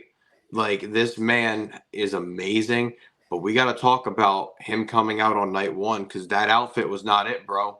That was not the drip god I needed with this big whatever blue thing on his shoulder and that was too much. Now, night two with the mummers hit home. That was the move, but night one was not it. It was atrocious to watch that thing walk down the aisle and be like, what is he wearing? On the topic of ring gear, I did also really enjoy Cody's gear night one. I have mixed opinions about the fucking helmet on night two. I love the helmet on night two. Dude, he looked like he was straight out of fucking Spooky Island from Scooby-Doo, my guy. He looked like a fucking Lego Ninjago character. You know what I'm saying? This man was cooking. Ninjago! No! Because everybody's recording. Now, when I record, when I go to live events, I put my phone like at my chest because I want to experience it live and in person. When I saw Brandy come up next to Cody, I flipped shit. I knew it was about to go down. I've seen people saying that Cody looked like a hell diver, which was my favorite comparison. Yep. Which the more I thought about it, I'm like, well, he's got the helmet. He had a cape on that night. It wasn't the long, like, he's the Lego skeleton. Jacket. That's all he is, dude. He's the Lego skeleton in real life, and that's all we need. I didn't care. I thought it was badass. And honestly, him wearing that mask, it reminds me of MJF wearing the Devil's mask. Yeah. Like, both are kind of shitty, but they're cool in their own way because of the wrestler using them. But yeah, dude, the ring gear is like its own thing entirely. But everything. Even there weren't as many people throwing up the ones for Roman Reigns, and I still made sure going into this weekend, every time he appeared, even at the Hall of Fame ceremony, I threw that shit up. I'm never not gonna acknowledge the Tribal Chief because he's earned it. He's earned it. He's the GOAT. He's up there. The Rock coming out, his entrance. This man has changed his entrance every fucking week. It's like when you do a 2K community creation and you're like, oh, this entrance is cool, but you know what would be really cool if I did this? And then I'm going to put the belt on this guy in this fictional universe. And then I'm going to give him a different entrance. That's what it's felt like for The Rock, watching every single Raw and SmackDown. It's changed. It changed on Monday Night Raw this past week to the entrance that he had at Mania. Yeah. It's once they lock down this final boss idea, I think it's probably going to stay like that for a while. But the final boss engaged. It was very, very cool. Yeah, the final boss. And I think the premise really should be that he's not Cody's final boss. I like the idea of Cody's final boss was Roman. He finally got what he needed to finish his story. I think Roman's final boss is The Rock. I agree. That's where the story that's the story right there. That's where it needs to head to because The Rock and Roman need that match. I understand it didn't happen this year, obviously. Fans wanted it last year. It's kind of like I said it last week on the podcast. Fans wanted Roman to win the Rumble one year. I think it was 2015. And then 2016, he ended up winning. Or it might have been vice versa. Maybe it was 2014 he didn't win, and then 2015 he did. But that's what it felt like with Mania these past 2 years. People wanted Rock and Roman last year. They didn't get it. And this year when they were supposed to get it, the main event it got changed because they needed to. Yeah. Yeah. So, I do think we're going to get it. And I do like this idea that, Roman now kind of gets to go on this journey of like self-discovery. And it's like, well, what am I if not this? Yes. And I think that'll be a really fun character beat for him. Moving into night 2, which I think we're going to go through a little bit quicker. Well, do you want to do night 2 as this, like, all in one episode, or do you want to do a 2-parter? If you have it in you to do all in one, I can have it in me to do a 2-parter if you want to. It is your call. I'm down for either. I can cook it right now. I am good to cook right now. To cook right now. If for no other reason than I am booked for the rest of the week to record other shit. Let's cook. So starting up with our first one is Seth Rollins versus Drew McIntyre. Damn, what a show. damn, what a show. Yes, this was amazing. Me and my buddy Kevin were driving down to, tailgate and whatnot around like 1 o'clock. And we're throwing out all these different scenarios of what can go down. And I told him, I'm like, I really don't see Seth winning this match, knowing he only has a couple months on his current contract. And as of right now, nothing's public about if he's staying or not. And he obviously does need time off. He's had injuries and back issues and leg issues. This man needs time. Yeah, I will say, just to interrupt you for a second. Yeah, of course. I did not. I mean, I knew he had had injuries. I did not know, and again, it's because like the blurring of the lines here. I did not know how much of that was a work and how much of it was like trying to hammer home how sacrificial what he's about to do come the main event. Like, and I think that was the case. Yeah. And I wasn't sure like how beat up is Seth.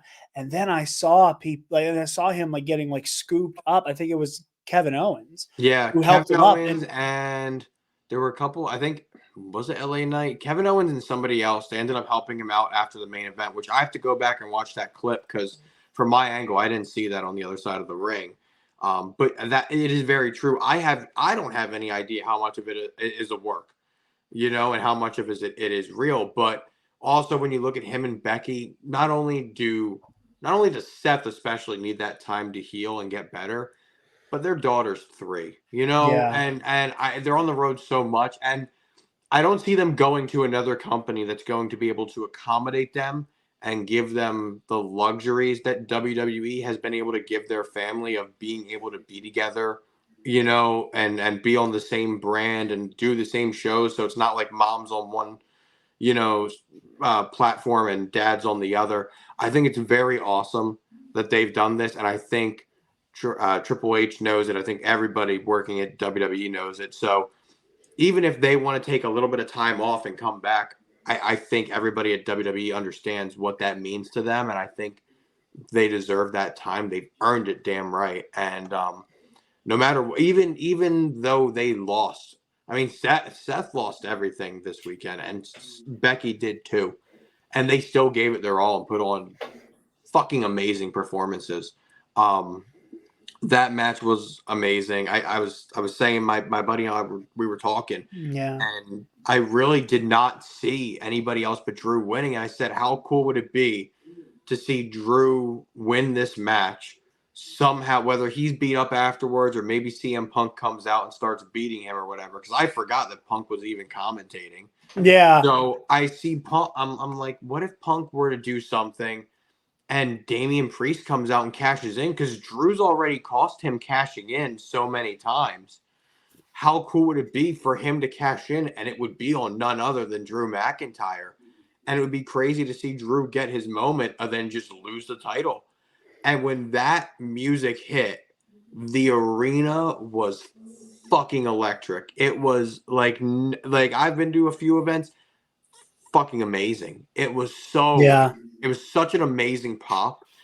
And for somebody like Damian Priest, where he has all the talent in the world, and I feel like sometimes his gimmick, it just doesn't work for me personally, and I don't know how other people feel. I want him to be able to showcase his athleticism a little bit more because he is amazing in the ring. But it was so great to see him get a moment. I've always wanted to see a live cash in, and I would put this up there with possibly I would say maybe top 4 cash ins of all time. It was, I mean, I have no reference for that. I just know that like I was sitting there and I was like, the folks I was with, and this is where we get to a fun moment in this conversation of the pre and post me having to watch it at home a day later. But I remember the folks I was watching it with, my girlfriend, Kaysen, one of my other co-hosts, and his girlfriend, and we're sitting there, and I was like, I think Priest cashes it in here. Yeah, I was like, because again, I wasn't even in the know with like the history between him and between Drew and Priest. Yeah, but I was like, I feel like it's here because I think it would feel kind of fucking raw, no pun intended, if it happens with Cody. I think that would be like, that was a possibility that I completely thought they could have gone in. Yeah, a lot of people did. if Cody would have finally finished the story and out of nowhere, like The Rock hits a rock bottom and Priest cashes in, the arena would have been fucking nuts. I mean, and by the way, Philly crowds, look, Philly fans are very passionate about what they love, right? There are some people that take it way too far, and that's the problem. Now, there are people in every sport, but because Philly fans are so rowdy themselves, those fans that take it too far, it's amplified to a million, you know? So it is one of those things where I think it would have been the wrong city to do it in. I would not have done it in Philly. It would have been Judgment Day for the Judgment Day. That's what I'll say to that. But what an amazing! It was a quick show. I mean, bell rings and instantly he hits a claymore. Just fucking the place went crazy for it. Yeah, no, it was remarkable, and I was happy to see CM Punk get his licks in, and Yeah. I am loving conniving, vengeful McIntyre, and I Yes. think that only makes him more of a conniving, vengeful bastard. If Yep. it's like, oh, I had it for 14 fucking seconds, and then Yeah. here comes Damian Priest sprinting. Here's my suitcase, pow, and just Yeah. cleans that shit up real quick. It was Yeah. it was beautiful in its brutality and how that Yeah. all shook out. Yes. And then we have Io Sky versus Bailey, which again was a fun one. It was one that I Yeah. wasn't like super invested in. Again, the Io Sky Bailey at LA Knight versus AJ Styles are a little bit hazy for me.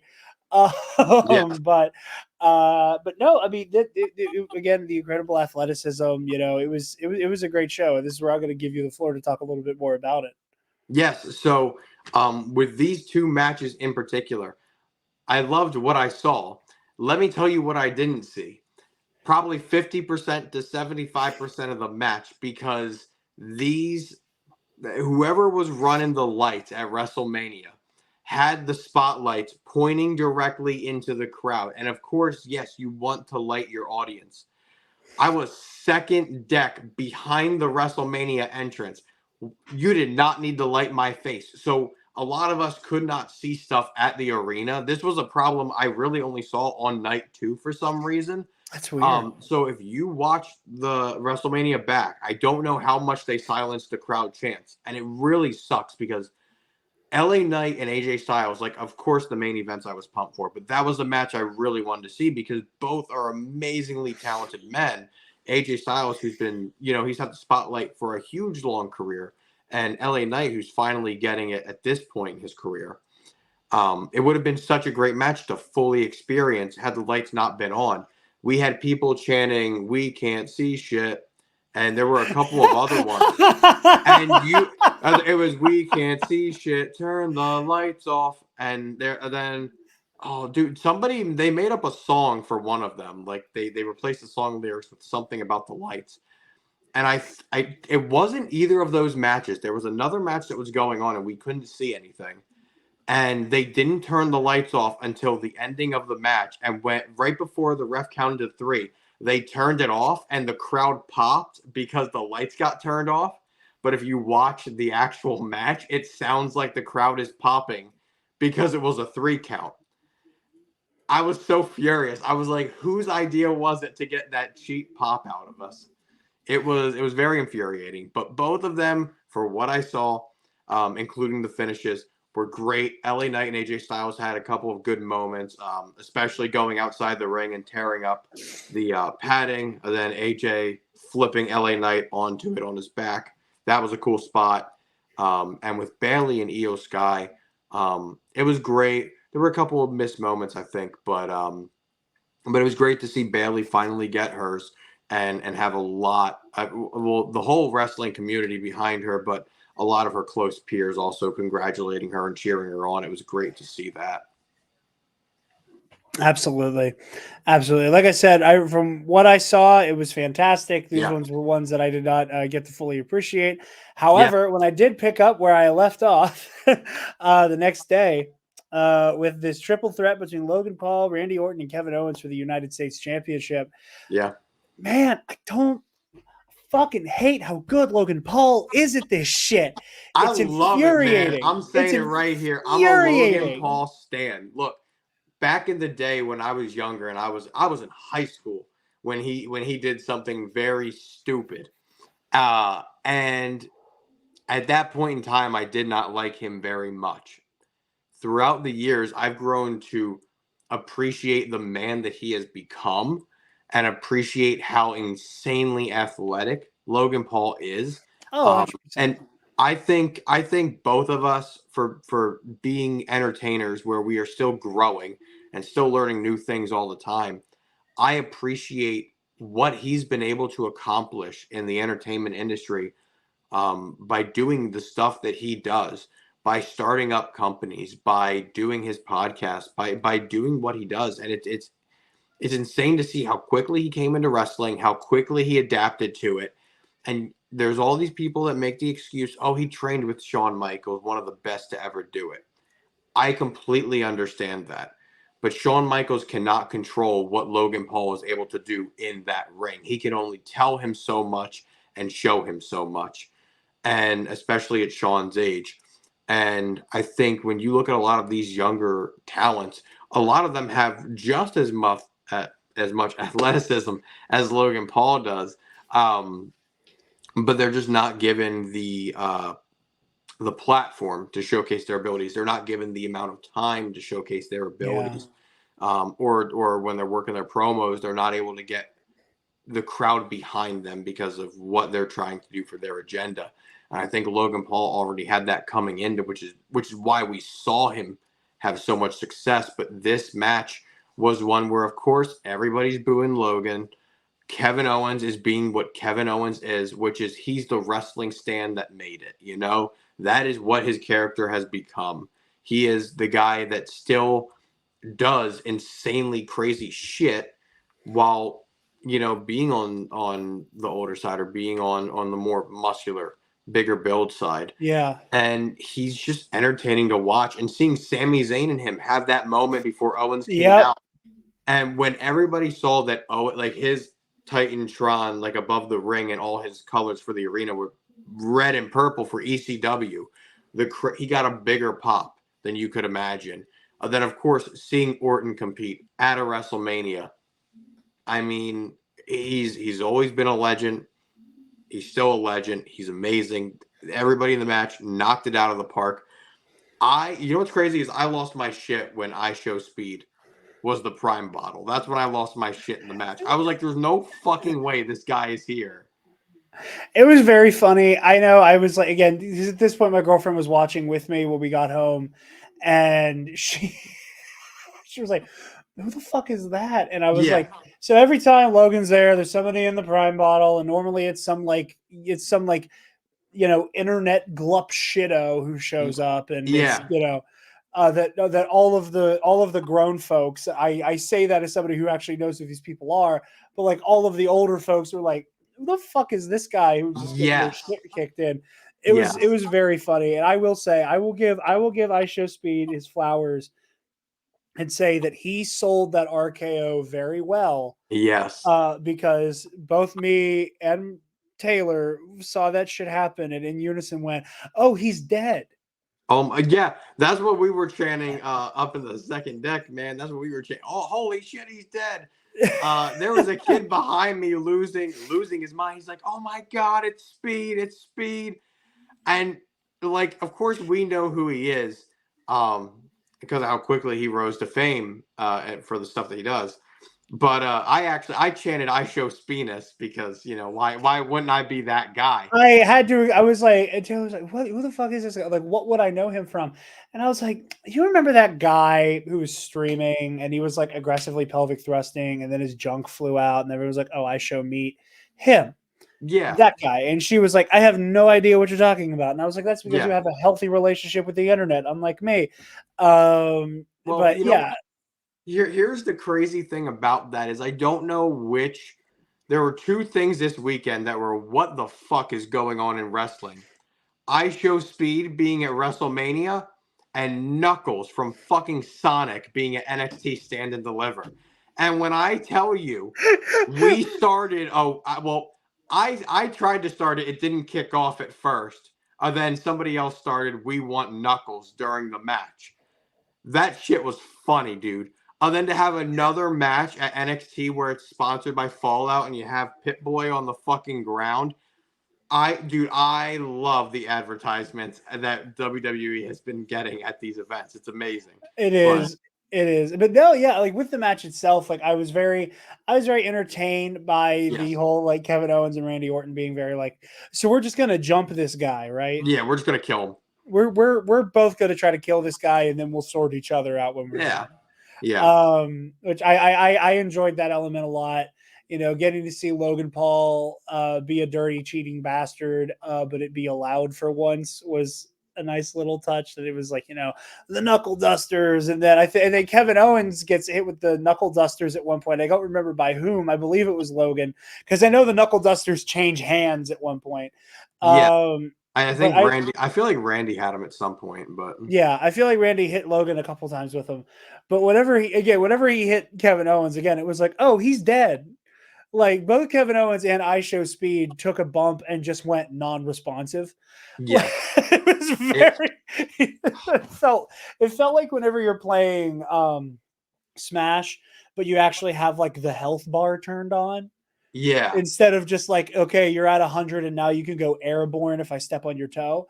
But when you yeah. have an actual health bar and you just get hit and they just like, and you just have a body on the floor for the rest of the fight. Like that's what it It was. was with Speed and Owens. They were just both dead. They just felt dead, just gone, not, you know, no pulse, Yeah. livened, you know. No, it was very fun. It was a good triple threat match. Again, Eagles colors. Logan Paul changed up his gear from disgusting yellow and blue to Eagles color for this, and I was very much enjoying that, and I'm very happy he walked out as champion. I think he needed to. I don't think either Owens or Randy really needed that, and I think this leads to other really great matches with Logan Paul. Absolutely. He puts on a hell of a show. He's an incredible athlete. The motherfucker looks like he's flying half the time. He is. Yeah. The man takes flight and you can't take it away from Yes. him. Moving into our last matchup before we start talking in depth about the main event, Yeah, the let's get Pride it. versus the Final Testament, 6-man tag team Philadelphia street fight. Yeah. I also love how much of a mouthful some of these are. It's just so unabashedly itself. Yeah. Yes, Philadelphia street fight. What the fuck does that mean? I don't know, but let's Yeah. do it. Philadelphia street fight. That just means you go to Kensington Avenue and may the best man win. If you live over on this East Coast, maybe near Philadelphia, you probably know what Kensington Avenue is. If you don't go there. It's a cool tourist attraction, but I wouldn't recommend it to anybody. But this street fight, it was crazy. Karrion Kross's back, if you go look at images or videos, his back is fucked, absolutely destroyed from those kendo shots. It was a fun match. I didn't think it was going to be as cool as it was. The few of the highlights to talk about. Snoop Dogg came out right before. I didn't know Snoop Dogg was going to be at Mania, so he was cool on commentary. I have to watch it back to see everything he talked about because he's always a fun guy for wrestling. Oh yeah. And then out of nowhere, you hear the stuff going off, and it's Bubba Ray Dudley for the special guest referee. That was insane. I love Bubba Ray. I've met the guy. He's very chill, very nonchalant. And he was actually all weekend long. He was really recording this Busted Open podcast or radio show on Sirius XM with Tommy Dreamer and Mark Henry. They were recording it on Mania Night 2 before like you enter. They were talking. Then he literally like he cut in line when like right when I say like two people in front of me to get in before the show started around like 5:00. So I got close to Bubba Ray that day, and then at WWE World on Monday I saw him. But he was great as the special guest referee. He had the spots that he had with Street Profits and Bobby Lashley. There was the amazing spot with Montez Ford doing what Montez Ford does, which is jumping over the entire ring post to go to the outside. fucking nuts. Yeah, I let out an audible "what the fuck" when I saw that again. So did we, man. I mean, forget Mello not missing. Montez Ford does not miss. He is one of the best high flyers out there. And I would say he's right up there with Ricochet. Like, those two know how to fly high and know how to perform crazy shit that makes you go, holy fuck. So that was great. Seeing all of them and Bubba doing the countdown 3, 2, 1, get the tables in front of an ECW fan heavy crowd was insane and such a fun ride to be on for that. So it was a lot of nostalgia in the match because of the tables. There was the one table that broke and everybody booed because that table broke before they did a spot with it, which sucks, but they fixed it. They got a really cool spot out of Montez Ford jumping through that table. And, it's kind of one of those matches. What more could you ask for? It was a 6-man tag. We knew what type of match it was going to be going into it, and it delivered. Yeah. Like I said, it was a good time. It was brutal. I like. This you said, yeah. So the kendo sticks were in this one, right? Yeah. I like me some kendo sticks. I love me some kendo sticks. Dude, his back is so bad. It's so fucked up. But props to Karrion and Cross. I haven't really cared for the rivalry that much, but him in the match was great, and he cut a promo. I think it's only on like Instagram or something. But he cut a great promo online after the match too, even though he lost. So I think he's finally starting to come into his own on the main roster, and I'm really happy with that because him and Scarlett are great talents, and they should have the spotlight on them. And I think it just took some time for them to find their footing, but I think they're finding it. Excellent stuff. So moving into our main event here. Let's go, man. Let's talk about it. The unmitigated power and energy from the introductions. Yes. Just starting there. Yeah. The live orchestra for Roman's entrance. Yes. Cody with a fucking cape on and his helm, and it was like that alone. Yeah. It felt mythic. It felt cinematic.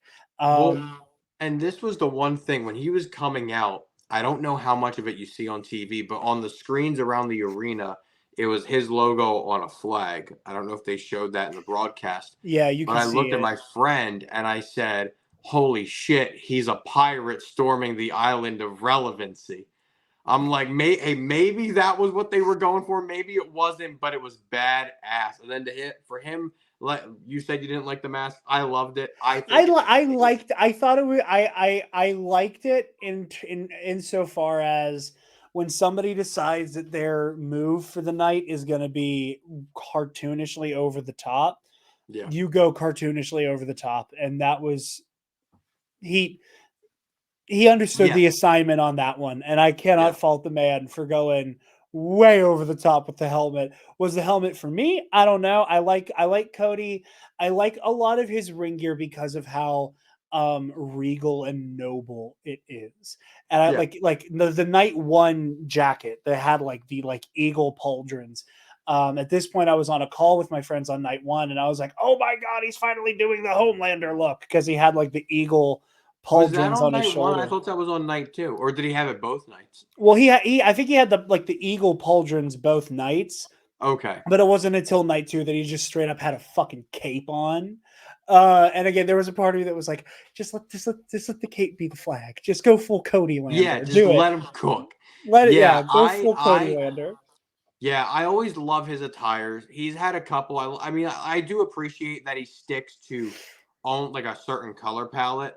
But I truthfully, I've always been a fan of attires. I do want him to have a little bit of different colors for certain things. So who knows what we'll see in the future, but it worked for we got to see the American Nightmare. And we got to see the American Nightmare put on a great match. Then, of course, interference with it was Jimmy first. And then Jay came out. Immediately. Loudest pop you could imagine for main event, Jey Uso. than to have a crazy spot of spearing his brother off the stage through a table. The thing I really liked about how they handled, again, because like the whole element of like, you know, the on your left type beat that we got Yeah. for everything. My biggest worry was that Cody might end up becoming overshadowed.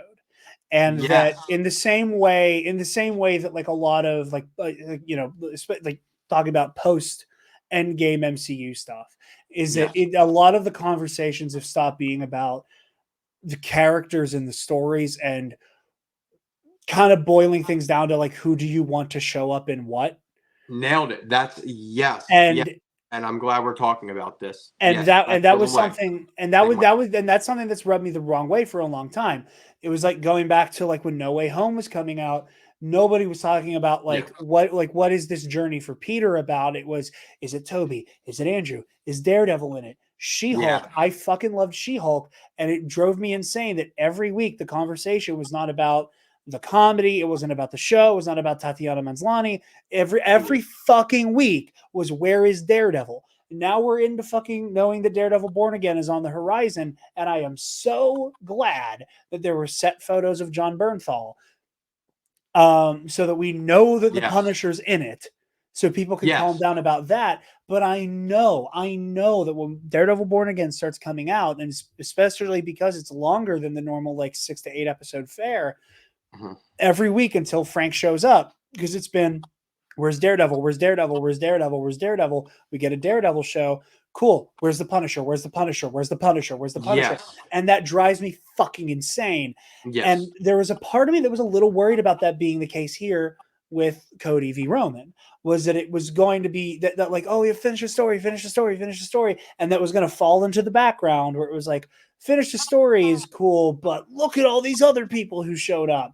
Yes. And I And love that it was, I'm sorry, I didn't mean to keep cutting no, you off, you're but like, fine. I love so much that those spots were practically one and dones. That they Yes. showed up, that like you had extra person show up, neutralize a threat, back to Cody and Roman. Another bloodline person comes out, new guest shows up, neutralizes a threat, back to Cody and Roman.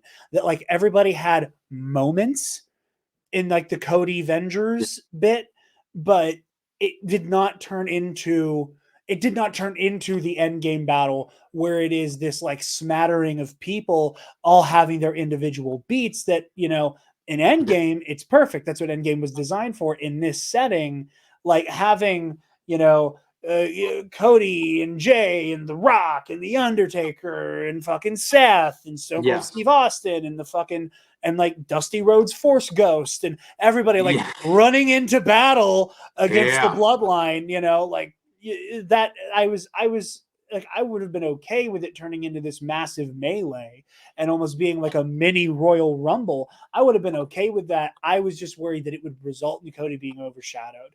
And the framing of, like I said, threat emerges, ally Yeah. shows up, neutralizes it, back to the main show. Perfect execution. Yes. Perfect execution. Yeah. And I feel the same way. I am very much so fucking over all this, nostalgia that. Everybody from the past, we have to pass the torch. They're like, with wrestling, you get more leeway, right? Like John Cena passing the torch is fine because he's still around regularly. Why the fuck did I love Undertaker? I'm a huge Undertaker fan. Always have been. I wore his Roosevelt shirt on Friday night for SmackDown. I'm a huge Undertaker fan. Why the fuck was he at Mania? Like, you hit the yay. I like some of the Gaga songs. What the fuck does she know about yeah, cameras? Is what what the you fuck is? Yeah, yeah. It's kind of like for as like, and that's the thing, right? Because that was a huge rumor. Like people all like these past couple weeks are like, oh yeah, like Jay will probably take out Jimmy because they have a thing going on, but like maybe Sammy and Kevin come out and they help Cody because it would make fucking sense. But then you also had the other crowd of people that are like, oh no, Cena's in Philly that weekend, so he'll probably show up and help Cody. Why? The only thing he's done with the bloodline is with Solo. So it was cool that he only was really with Solo and he didn't do anything with The exactly. Rock. but it still took away a little bit. Then See, The Rock's there, and you're like, oh my God, well, who's the one person that can take out The Rock? Who's his greatest rival? If Cena's down, who's the next person that would be his biggest rival? And we're all waiting for the glass break, and the bell went off, and the crowd, you can hear it. The crowd went nuts. But yeah. again, why was it Taker? Like, you didn't need it to be Taker. Like respectfully, and again, I love Taker. He had nothing to do with the Bloodline story at all over the past 4 years. Not to my knowledge, unless your only thing that you're latching onto is that Roman is the only other person to beat Taker at Mania. But even that's a stretch, Like, it's I kind of do like like that why? angle. I do like the angle of like, the Undertaker has unfinished business with the bloodline and he shows up because he knows the Brock is the biggest threat at this period in that Yeah, unit. So I but am cool what's with the that. unfinished business? Well, that Roman took him Just out. that Roman Yeah. beat him and became Yeah, a and I big think dog. well, I also do like the angle that, I again, this is somebody from like an outside perspective of like I appreciate when the WWE is like, let's do some weird supernatural bullshit. Yeah, I find it deeply I think. entertaining and inspiring. So when Yeah, the Undertaker shows up and like sends the Rock to the fucking Shadow Realm, like I enjoyed that. I like the idea that it was, okay, Rock, you're talking all this big shit. The Undertaker is back from the dead to like almost send you through your own portal. yeah, Now let's let this happen the way it's meant to. yeah, Um, and that's what I liked is that a lot of the interventions were based in rivalries and comeuppance. And with Solo and Cena, it's like that. Like there's your yeah, rivalry, and obviously Jay and Jimmy, and with Undertaker and The Rock. I do agree. I think had it been Stone Cold, like it would have maintained a little bit more narrative consistency. yeah. I do not disagree with you on that. No, I understand. But I do also like the idea that The Rock has like made himself such a loud fucking threat that it's like, okay, we are literally bringing this like arbiter of death and destruction back out of retirement to Yes. send you into the Shadow Realm to let the rest of this fight play out the way it's meant to. And then that takes us to the Seth of it all. And I mentioned it last time we spoke, the super eye patch wolf, the unreality of professional wrestling video essay, which is why I knew as much about Roman and Seth going into getting into professional wrestling. Like before I Yeah. was like fully into it, I found these video essays, this series of video essays from Super Eye Patch Wolf, and watched eventually the Roman video, Yeah. and just knowing about the Shield and the Yeah. betrayal, that I was like, oh, that's so cool that like that night when Seth Rollins was like, I am uniquely suited to be your shield against Roman Reigns. At first I was like, oh, that's fucking bars. Yeah. And I kind of thought like, oh, like that's just a cool line for I Yeah. will follow you into battle and paying lip service to what happened before. And this is where I start to, put on my, Star Wars analysis cap, and talking about how what is the greatest weakness of the Dark Lords of the Star Wars of the Star Wars mythos, and it is a cocktail of anger, hate, and the need for revenge. And Yes. and that cycle of pain and that cycle of hurt and that need to inflict harm upon those you think have harmed you. Yeah. And like that moment where Roman is like, I could deal a killing blow to Cody Rhodes right now and end this forever, which is objectively the only intelligent move to make. Yeah. But that anger So and that goes. hatred consumes him, Yep. and he turns his ire towards Seth and leaves himself open and throws off his own rhythm. That is the Star Wars moment. That is the moment where anger and hatred undid him. And that was so beautiful. And to furthermore add on to that analogy in regard to Star Wars, what brought the downfall of the Empire in Return of the Jedi than family? Yeah. And Seth Rollins and Roman Reigns and Dean Ambrose, John Moxley, they were their family. And obviously Seth turned on them, but it all goes back to that betrayal. But that family, that it will always be connected to Roman. And so family, once again, in a weird way, destroyed an empire. Yeah. And so it was cool to experience. In that moment, though, while I'm there, I have no idea what's really going on. It was kind of more so, okay, Seth just got hit with a chair. This is going to be Cody's opportunity because Roman's off guard. But it wasn't until, I get home and I'm seeing the pictures of Rollins getting hit, or I'm rewatching the videos and I'm like, oh, wow, like this is really what it was. This is Seth Rollins not only getting the main event on night 1, but being the unsung hero of night 2 and getting a WrestleMania moment between him and probably one of his best friends in this industry, because of how much they shared together when they were still doing the Shield stuff. I mean, these are guys that got brought up on the main roster together, and they had quite a run as the Shield. And then, of course, they did stuff throughout the years, but they've been touring with each other for 10 plus years.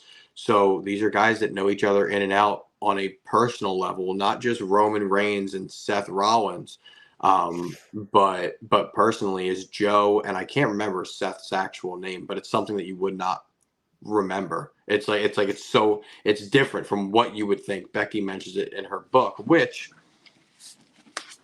you can buy right now. For people that are listening to this in the car, they're not going to know what I did. I pulled it out for the people watching it on YouTube, you creeps. Anywho, but yes, no, these are guys that share that relationship bond. So it's cool for them, just like Sammy and Kevin last year and Jimmy and Jay last year, where everybody got their moments. These two had two of the biggest matches of their, one of the biggest matches of their careers and one of the best WrestleMania moments shared together at the biggest WrestleMania. And it really was, like I said, like it was just one of those things where a lot of this other stuff is overshadowing the match itself. Like, and that's why, for me personally, this match is like the sequence of events of this entire match is a must see for any wrestling fan. But in terms of it just being a match between two people, I don't think it's the tits. It's not amazing. It's not crazy, but it is a very fun match to watch. It's very enjoyable. But I think Cody and Roman at WrestleMania 39 is more enjoyable to me as a fan of just Roman and Cody, if that makes sense. Absolutely. I mean, it is the conversation going back to the Avengers comparisons. Yes. The Avengers Infinity War is an amazing movie. Avengers Endgame, it transcends being able to be talked about and critiqued as a film in many ways, because it is just this culmination. It exists. It exists in a format that we've never seen before and probably will never see again for a very, very long time. Yes. Just by virtue of everything that went into making those moments happen. Oh yeah. I don't think you can talk about Cody Roman WrestleMania 40 like a normal wrestling match. I don't think you can. Never. You can never talk about it. In what fucking world do you have 3 of the 5, 6 even of the greatest performers of all time throughout WWE history, being The Rock, Undertaker, John Cena, Roman Reigns, Cody Rhodes, and Seth Rollins, and everybody else that was in that bit, Jimmy J Solo, still up and coming into their own. Yeah. So they might be discussed in that way later on. But when you look at those 6 people, look at everything that they've done in their careers and have carried the company for extended periods of time, all coming to WrestleMania and just each of them having a moment. Each of them having a moment. It's the match was like the first 15, 20 minutes, whatever it was. And then everything after that was fan service. It was your No Way Home, where in No Way Home, like you talked about earlier, a lot of it isn't okay, what's going on with Peter on a personal level. It's where's Toby and where's Andrew and how do they fit into the story. And that's the only movie for Marvel. I know we're getting sidetracked. That's the only one where I think it was masterfully done. And I don't think WWE could replicate this nostalgia with anything else and have it be as beautifully done and as storytelling. The story of everything that went into each one of those moments. It's not something that can be repeated. It's not something that will be repeated for a very long time. And I think looking from this match, we know Triple H and Stephanie have both said this is a new era for WWE, not just talent wise, but creative wise. And we're going to see stuff that we probably haven't seen, especially once they get to Netflix. Who knows what we can see? Yeah. Who knows the stuff that they will bring back or do? And I think to have Cody Rhodes being the guy to lead you into that, knowing that he was able to be one of the guys to make AEW good to watch, and for him to come back to realize his destiny as WWE champion and to now carry this company on his back, the way so many other people have before, it's going to be very entertaining to watch what comes next. And I think the focus should be on building new superstars and not bringing back old ones. Yeah. Yeah, absolutely. And it is that, and in the era of like nostalgia storytelling, there are examples of when it is done beautifully, where it is like, where it truly is a story of passing the torch and making amends with the past so that you can, trailblaze towards the future. Like, like I loved Indiana Jones and the Dial of Destiny. I think it hits that mark on that level. The Flash does not for me, where it's I was just thinking about that. It does not. There was no need for Michael Keaton to be in that movie. Respect. And it's like, oh, we'll play with these ideas of moving on and what, why do we need to come back to these identities that defined us at one point? Do they define us today? Can we redefine them as we get older? Like all of those ideas, like they're like, and I use Indiana Jones and the Flash because I think they both play with very similar themes of, how does my past define me? How can I reinvent this identity? Can I still be what I thought I was? Blah, blah, blah, blah. Those are big ideas both of those films share. And I think one of them doesn't quite understand how to hit those notes while also trying to go for those crowd pops. So look at Batman, look at Zod, look at Supergirl, look at Nick Cage, and I think, and I think that the WWE with WrestleMania 40, I think they struck that balance of look at that cool thing you remember, but also keep in mind what it represents for right now. And I think with this whole idea of we're going into a new era, we're going into this new wild blue yonder for this company, that paying homage to people like Cena and The Undertaker in these moments to then put a bow on this story with Cody. I think that was perfect because it is that culmination of look at these folks who defined what we are ending right now. Yeah. Let them have their moment in the sun at the very end and let our newest hero take center stage at the end. Yes. And I think that motif on its own is something that will always work for me when it's done right. And Baby's first Mania was a hell of a time, and I don't know how you top this for me because I think I may have screwed myself by letting this be my first one. Oh yeah, for your first Mania, buddy. I don't know. This is one of the better ones in recent memory. There's a couple of other ones that I like recently. I think 38 was a fun one overall. Although I believe it was Roman Reigns and Brock Lesnar at that one. I do not care for that. I think 37 was Edge, Daniel Bryan, and Roman Reigns. I could be wrong, but I'm pretty sure that's what it was. And that was a fun one. But there's been fun Manias in the past. And this one was just, it was such a roller coaster ride, but you're right. Like, nobody really overstayed their welcome in the match.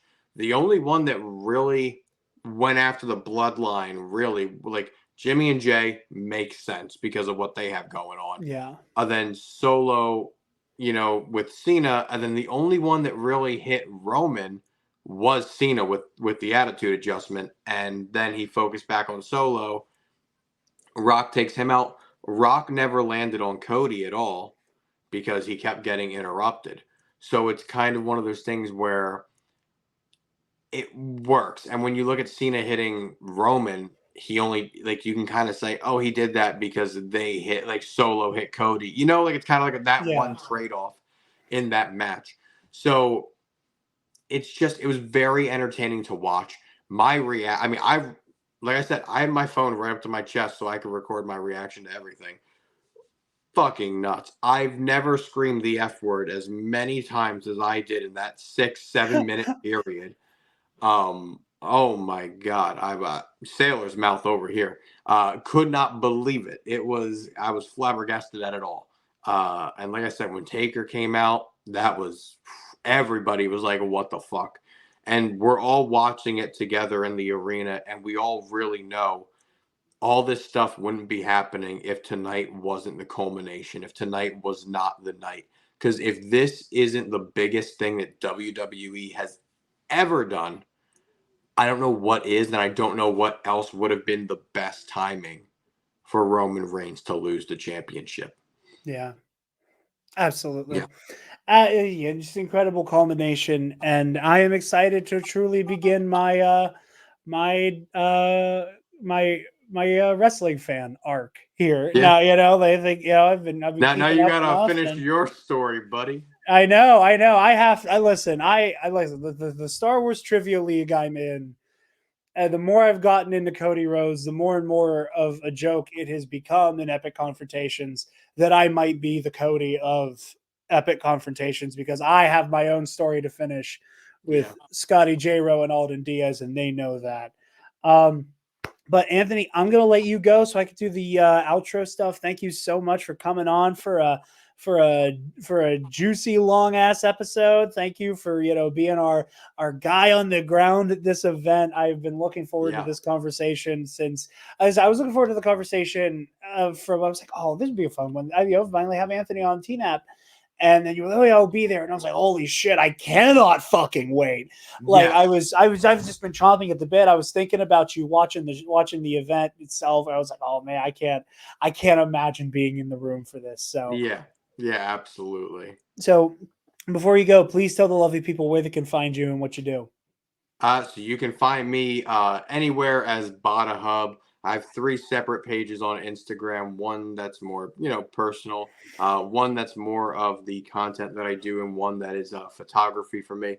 And then, of course, YouTube and TikTok. You're going to find me for Botta Hub.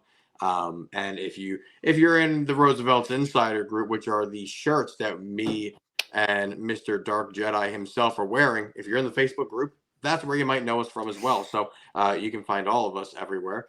And that is the thing, everywhere all at once, everything and funny. And, Becky Lynch's book, go buy it now because you haven't been told for the past month to buy it. So go get it. It's great. It's fantastic. Wrestlemania was great. Fantastic. And that's it. Hell yeah. And then you can see Anthony and I at a Fan Expo Philly if you're out there. So come by and say hey. Yeah. And I'm sure we should, I don't know, talk about something for Fan Expo Philly too. Oh yeah. I am not going to tip my hand because we threatened doing a vlog last time that Kaysen and I did a horrible job of actually recording. Yeah. So if you see our crew around about, stop by, you'll probably show up in whatever little, TNAP takes Fan Expo Philly, and we'll be getting a man in the street from Anthony when I'm there for sure. And speaking of vlogging, I should have a vlog hopefully out Friday because today's Wednesday. I should be able to do audio tomorrow.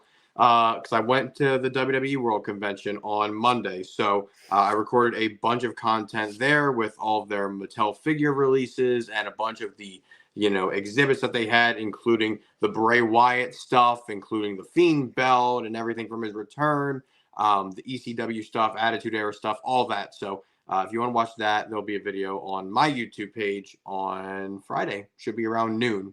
So yeah, feel free to check it out. Hell yeah. Go check that out. Anthony, I'm going to let you go. I'm going to bump you from the studio, and I will get all of this outro nonsense taken care of, and we will be having you back on the show very soon, dear friend. Sounds great. Take it easy, my guy. Of course, you too. And again, thank you to Anthony. It was a wonderful show. I had a great time. I just want to make one thing clear. I'm not sure how much wrestling talk is going to happen on the show. I think that going into the big pay-per-views will probably do a good bit. I very much am a believer in, as much as I appreciate and love to hear everybody's thoughts and comments and stuff like that, I try very hard not to do like tell us what you want to see next for the most part, outside of specific formats and ideas, just because I never want it to feel like I'm not making what we want to make as a unit. But if there is interest in more wrestling conversations on the Nerd Academy, we'll we might pursue that. I don't know, but in the meantime, it probably will be a in the lead up to a big event, we'll talk about something here or there. But go check out Botta Hub. You guys can find me on Twitter and Instagram at DarkJedi2552. And you can find the Nerd Academy podcast on Facebook, Twitter, Instagram, TikTok, YouTube, or wherever you get podcasts, and on our website, thenerdacademypodcast.com, where if you would like to get your hands on some TNAP merch, you can go ahead and click that student store link. T-shirtpublic.com. And if you're feeling generous, you can donate to our Patreon. Hey, give me $1. And when you chuck in $1 to our Patreon at the $10 level, you get a shout out at the end of every episode. So thank you to Keandre Lloyd. Colin Provolone. Sir. So good.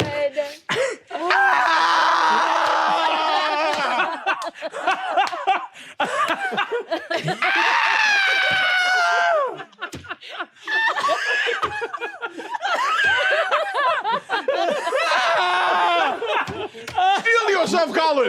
Steal yourself! This is me stealing myself. And to Paco, aka ChatGPT. All right, ladies and gentlemen.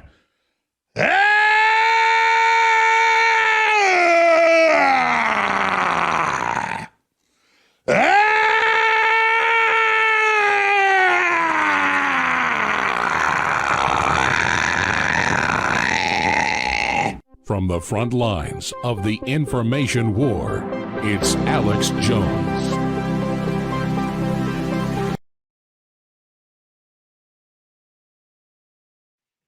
And to our friend Ray Clausen, who asks that you donate to Equality Texas to help keep queer kids safe in the Lone Star State. At the $5 tier of our Patreon, you get access to exclusive content like the Knights of the Nerd Republic Versus series, where we are, as I've said before, we are behind. Spencer and I had busy schedules. I started a new job. Things are equalizing now, thankfully. So we're going to be getting caught up on the Versus series. Hopefully we will be completely up to date by the end of the month. So stay tuned for that. Darth Malgus versus Mace Windu is our next episode, as well as Keller and Beck versus the Grand Inquisitor in the following one, and then we'll figure out the rest from there. So very, very excited for all of that. So stay tuned. We're recording Mace Windu versus Darth Malgus tomorrow night. We were supposed to earlier this week, but again, as I've said at the beginning of the episode, and I said on Twitter, after my little medical scare, I kind of took a couple days to recuperate there and get back on my feet. But I'm feeling better. I'm feeling ready to dive headfirst into getting some of this stuff taken care of. You guys can also find the Star Wars RPG show I'm a part of, Ionized Bastards, on the All Remaining Systems YouTube channel, where we will have hopefully a new episode coming out next week. Again, my little crisis delayed the recording that we were supposed to have this week, so we will be on next week, hopefully. And we also have a very big match coming up in Epic Confrontations, the Star Wars Trivia League.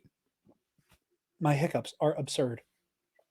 The Star Wars Trivia League that I'm a part of with Case and Breon, our team, the Jedi Lords, is making our debut. As of today, my team's ban has ended, and I am allowed to play in the team's division. I have my Crocs on, and I feel like I just donkey kicked the gibbet off by accident. But my team's ban has ended from my loss at the hands of Scotty J-Ro. And now I'm back in the team's division. I'm making my debut as the Jedi Lords in Case and Breon. We're going head-to-head with Alden Diaz and Michael McCoy. The Big Chungus, those cucks over at the Chungus Eternal, won't know what hit them by the time that the Jedi Lords are done with them. So tune in for that at the Star Wars Into Galaxy YouTube channel for Epic Confrontations, Ionized Bastards, the Star Wars RPG show I'm in on the Armani Systems YouTube channel, and keep up with all things Nerd Academy here as well. So with that, thank you all so very much for watching and listening, and class dismissed. Stop!